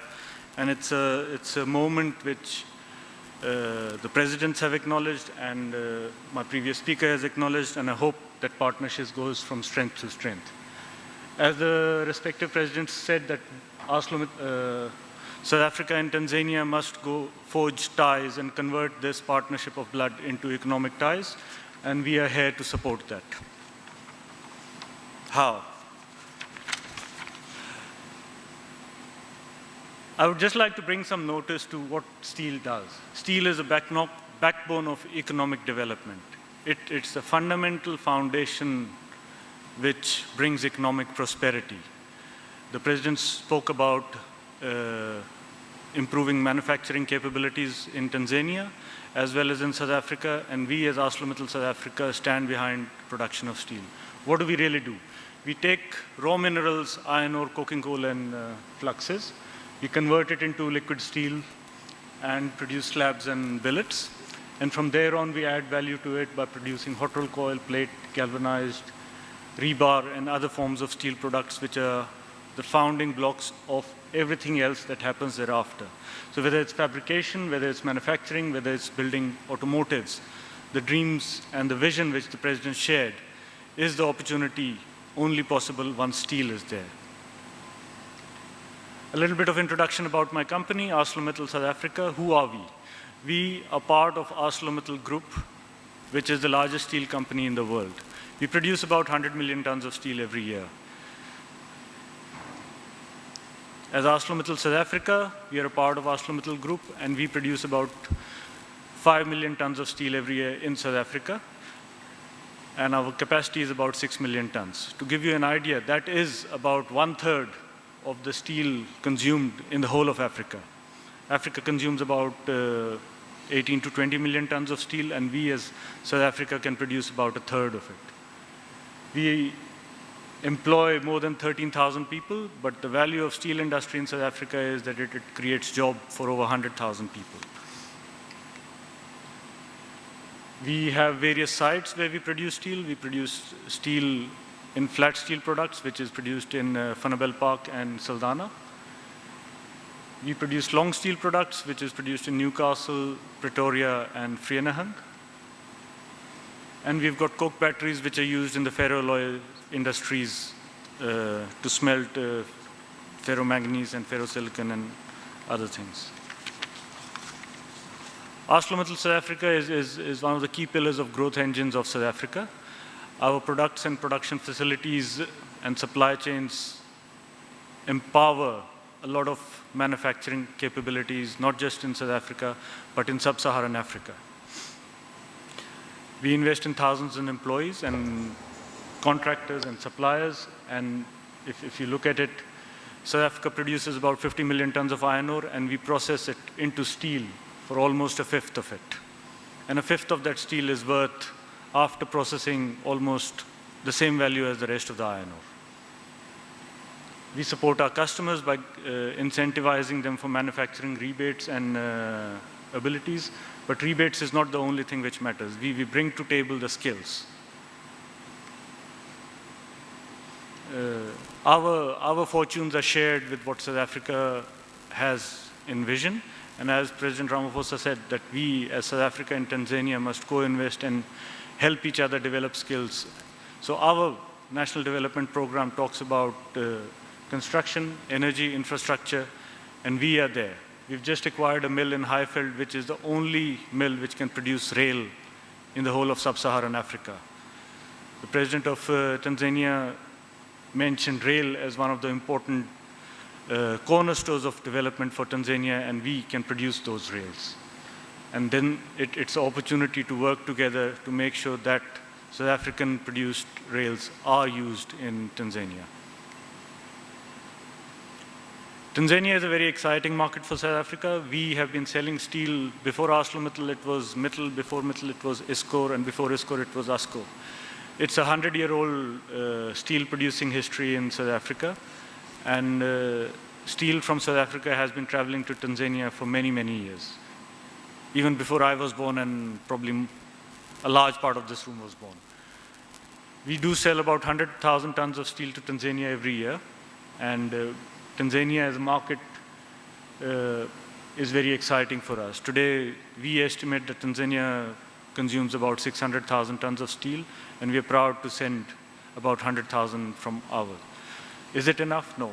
As Tanzania grows, we expect the steel consumption in Tanzania to be about 1 million tons in 2025. We expect Dar es Salaam to be a megapolis of anywhere between 15 to 20 million people. And if we are to capture the demographic trends which President Ramaphosa alluded to, of having youth, then we want to be there to service the markets. So how do we want to service the market? We don't just want to service the market by selling steel into Tanzania.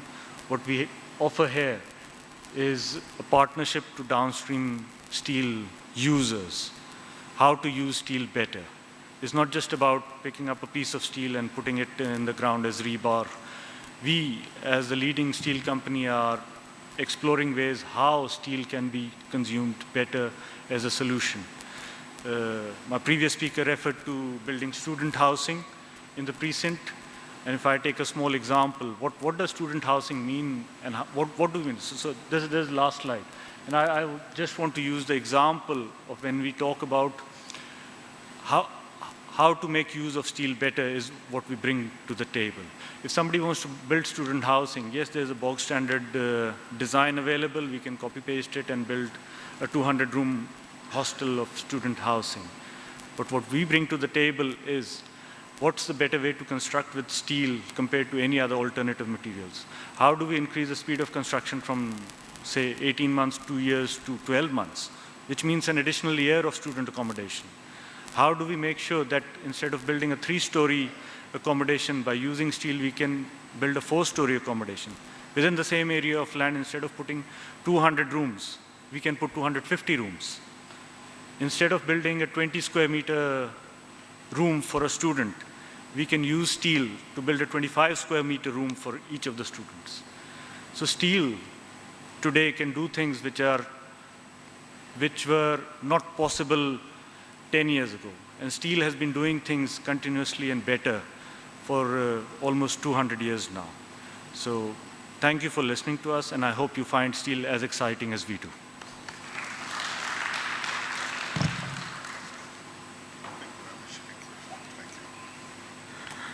Thank you for that presentation. There is a lot of opportunities in the steel industry in Tanzania. We need a lot of steel in Tanzania. So you need to sell more than 90,000 tons to Tanzania.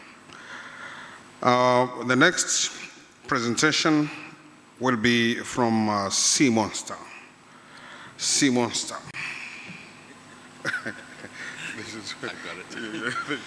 Hi, my name is Glenn Gillis. I'm the CEO of Sea Monster, and I'm going to talk to you guys about something completely different. I'm going to talk to you about how we're going to fire the imagination of young children, how we're going to ignite these so-called fourth industrial revolution skills. So much today has been centered around the third industrial revolution, and of course that's an important base. But what's really important to us is that we want to create the minds that will unlock the potential and allow South Africa, Tanzania, and Africa to compete globally in the so-called fourth industrial revolution, all within an engineering mindset. How we do that is to think about the mismatch. So many organizations are looking for young people coming into their businesses, startups, entrepreneurs. We've heard that said repeatedly today. And yet there's this big disconnect between what traditional educational institutions are delivering and what the needs of businesses are today. And one of the solutions that we've got, and which we're going to talk you through today, is how we kind of close the gap between those things. What we know is that the approach to skills development, education is disconnected, it's fragmented, it's rooted in traditional schooling systems and university systems, which are very important and are busy evolving as best they can to cope with this. But the solution lies far outside of that. It lies in a new approach, a dynamic approach which is customized to the needs of kids. How many people here have kids that are spending their time gaming, watching animation, and so on? This is the way that we want to fire their imaginations. At Sea Monster, we want to be part of this new narrative, part of this new story that we're telling ourselves, that we, in our own heads, that Africa is taking to the world. And animation is a very powerful way to do that. But we could also argue that one of the big diseases we all face is that many young people feel hopeless. the disease is that through their own actions, they are not going to be able to influence the world around us. And one way that we've been giving structure and purpose and rules to interactions for as long as we've been around as humans is through the power of games. So we use animation to tell stories and games to drive that behavior change. Why we use animation is because it's a visual storytelling mechanism. And of course, we combine this with technologies like augmented reality, I don't know who's heard about that, and virtual reality. In fact, we delivered a solution for ArcelorMittal to assess their fear of heights using virtual reality. And we package this up as a total learning solution. So we understand precisely what it is that we're trying to drive in terms of the business outcomes and the learning outcomes, and we give kids something that's truly different and engaging. Animation is a visual storytelling mechanism. It cuts across cultures and literacy levels. We would look to do this in multiple languages, hopefully also in Kiswahili. And it's a way that kids prefer to learn. In fact, it's a way that most humans prefer to learn. Visual, bite-sized, give me what I need right now, and let me engage with the content. And games aren't just about fun. They can be, but they can be very, very powerful ways to drive learning outcomes. I don't know if any of your kids are playing Fortnite. Has anybody got that problem? Yep, okay, good. I see you, sister. It's okay. They're learning very important skills while they're doing that. They're not always aware that they are learning those skills. And what we use, a mechanism called serious games, which is driving these learning outcomes to get the results that we need. We've worked with many of the biggest companies in South Africa and some of the biggest companies in Africa. We've delivered financial education solutions for companies like Old Mutual, which is present here, FNB, also active in Tanzania. We've developed a suite of entrepreneurial solutions to give young adults an understanding of what it takes to start a business, what it takes to become an entrepreneur, whether you've got an idea or just a business. We're also very proud of our relationship with the Reserve Bank. We partner with them in South Africa to drive the understanding of the value of money, what's real money, what's not real money. And we do that, and we'd love to share the learnings that we've had with the Reserve Bank there, with our counterparts here in Tanzania. We're also very proud of our connections with some of the biggest IT companies in the world. You'll know the names Amazon and Facebook, of course, and we'll tell you about how we work with those guys to drive serious outcomes at scale and very cost effectively. And of course, in Africa, we've always had a history of storytelling. It's always been about how we've shared knowledge, how we've taken the history of our ancestors and passed that on to future generations. And we have a rich history of games and playing games, learning through game design. So what we want to do is very simple. We want to solve the biggest problems that face young kids in this uncertain future, where the basic skills that they have, the hard skills, are important, but what's more important is the so-called soft skills. And what we need to do is ignite their imagination, give them the tools that they need so that they can become more economically active, more productive, and work with large businesses, but also hopefully start their own businesses and help solve some of these real challenges. So these are the so-called fourth industrial revolution skills. You might have seen and read a lot about this. It's got a lot to do with creativity, problem solving, where you don't know the answer to something, but the process that you follow is the important element. There's this big idea about learning about how you learn, which is really important for all of us, but particularly for kids.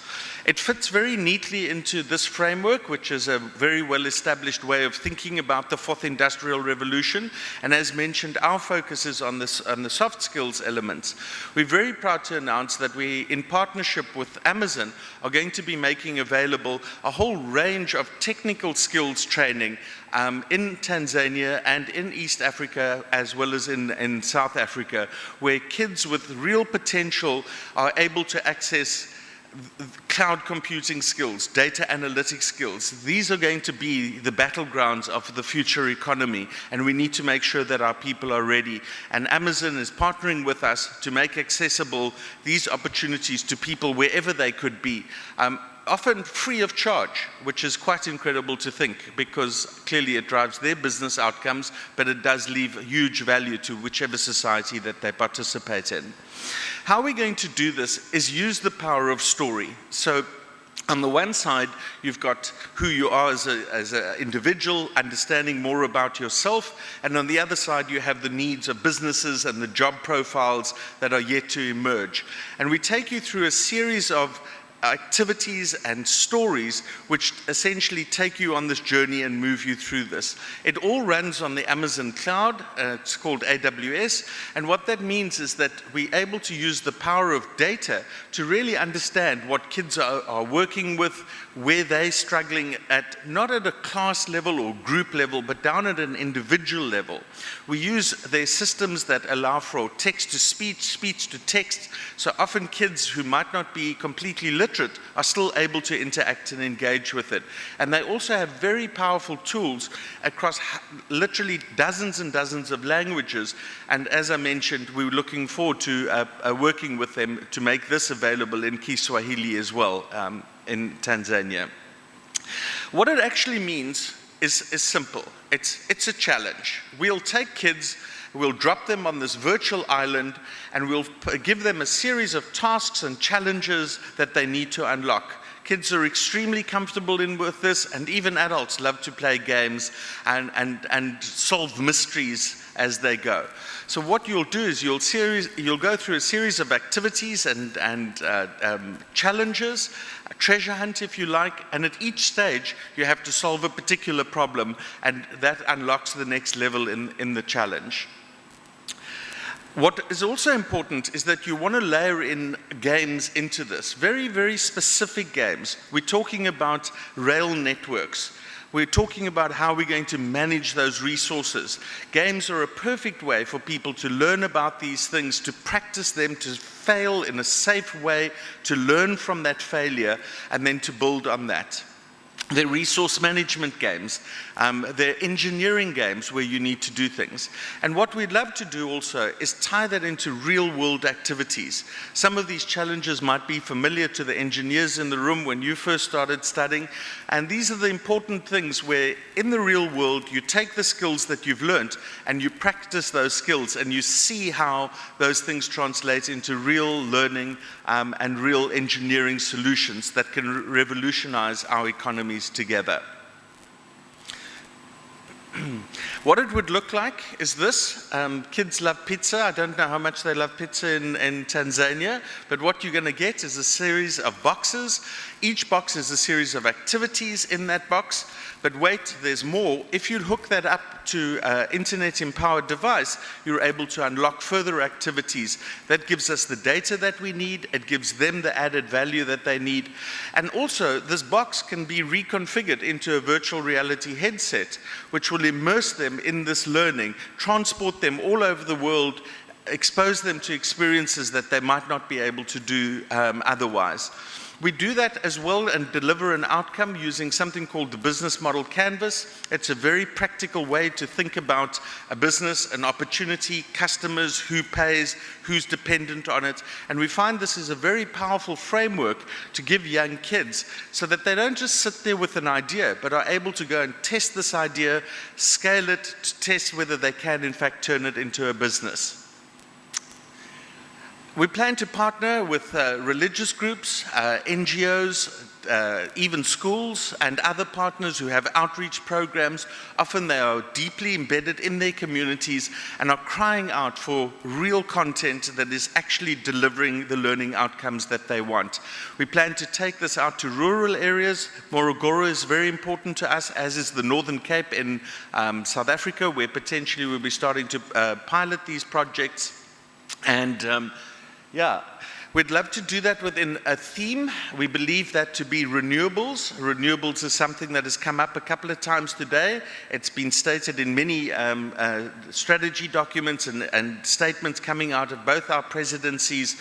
And it's a great way for young kids to actually build something in a very real way that could impact on their communities and then potentially come up with new things that could change the world of renewables, because nobody really knows what the future of this looks like. So exciting times indeed.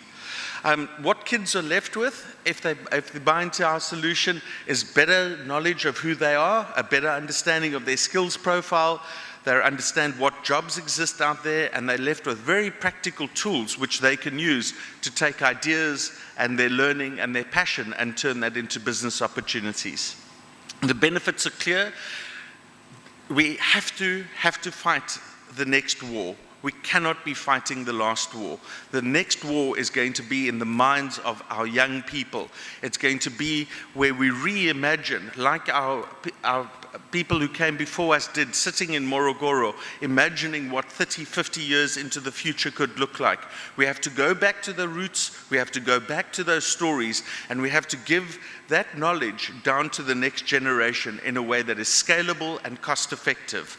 Thank you very much. We're from Sea Monster, delighted to talk to you about any of this. Wait, this is very interesting. So you're talking about kids, you're talking about youth. So which age exactly are you talking about? It's a good question. This program specifically is targeted to 13 to 15-year-olds.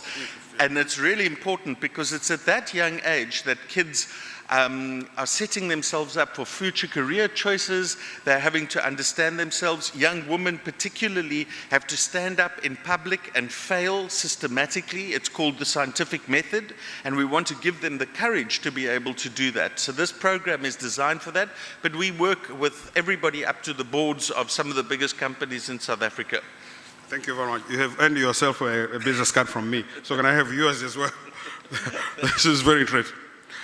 Ladies and gentlemen, I can see people are doing B2B, and I have not allowed you to do B2D. But it's nice. It's nice if you have found yourself an interesting partner. And I want to tell you, Tanzanians who are in this room, please, I can see you exchanging business cards, but I will really request you to come back to TPSF or TIC and tell us whether you have entered it, you have concluded any deal.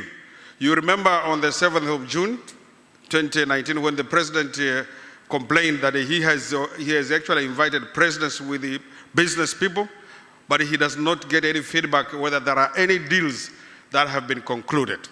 So for those Tanzanians who have taken business cards, and I know some of you, I've seen you, I want you to get us a feedback so that we can tell the president what happened. So the last presentation will be from the DBSA. We've been talking about so many projects. Now we want to see where the money is. Do we have Mr. Brand Lamin? Is he still here with us? Or he's gone for a state banquet? I know some of you have been invited to the State House for the state banquet. Fine. Are you here? You are not here.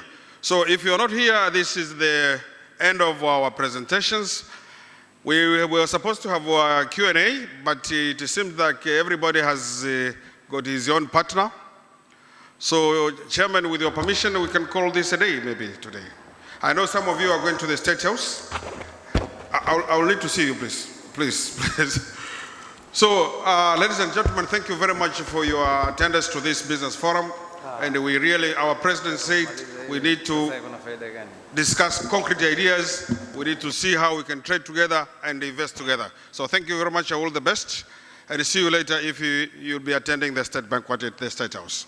Asanteni sana jamani wa Tanzania. Na nimerudia wa Tanzania, mkipata dili mrudi TPSF mtuambie. Rais anatulaumu kwamba msemi kitu. Sawa jamani? Tusaidiane, na mimi mniokoe, na mimi sio nasema kila siku.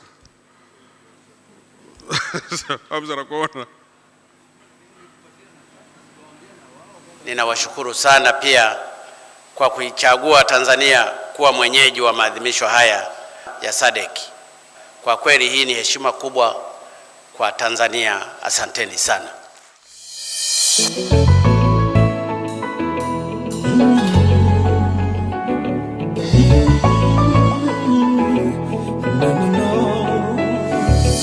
Umoja wetu ndio nguzo yetu, ndio siri ya nguvu na uimara wetu.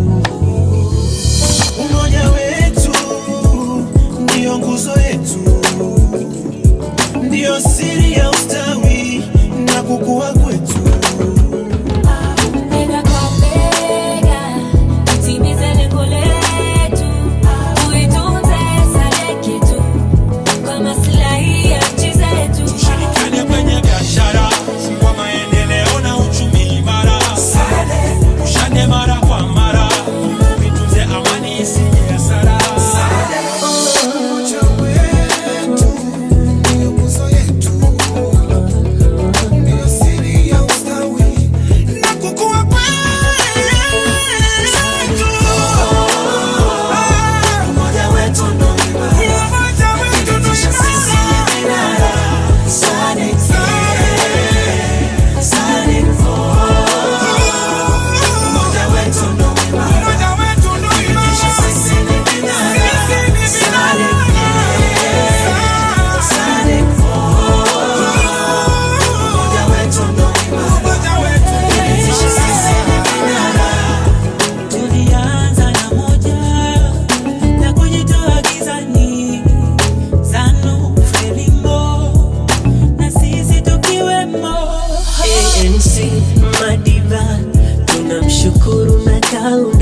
Mwalimu Nyerere na Mugabe walishirikiana tukavuka historia hii.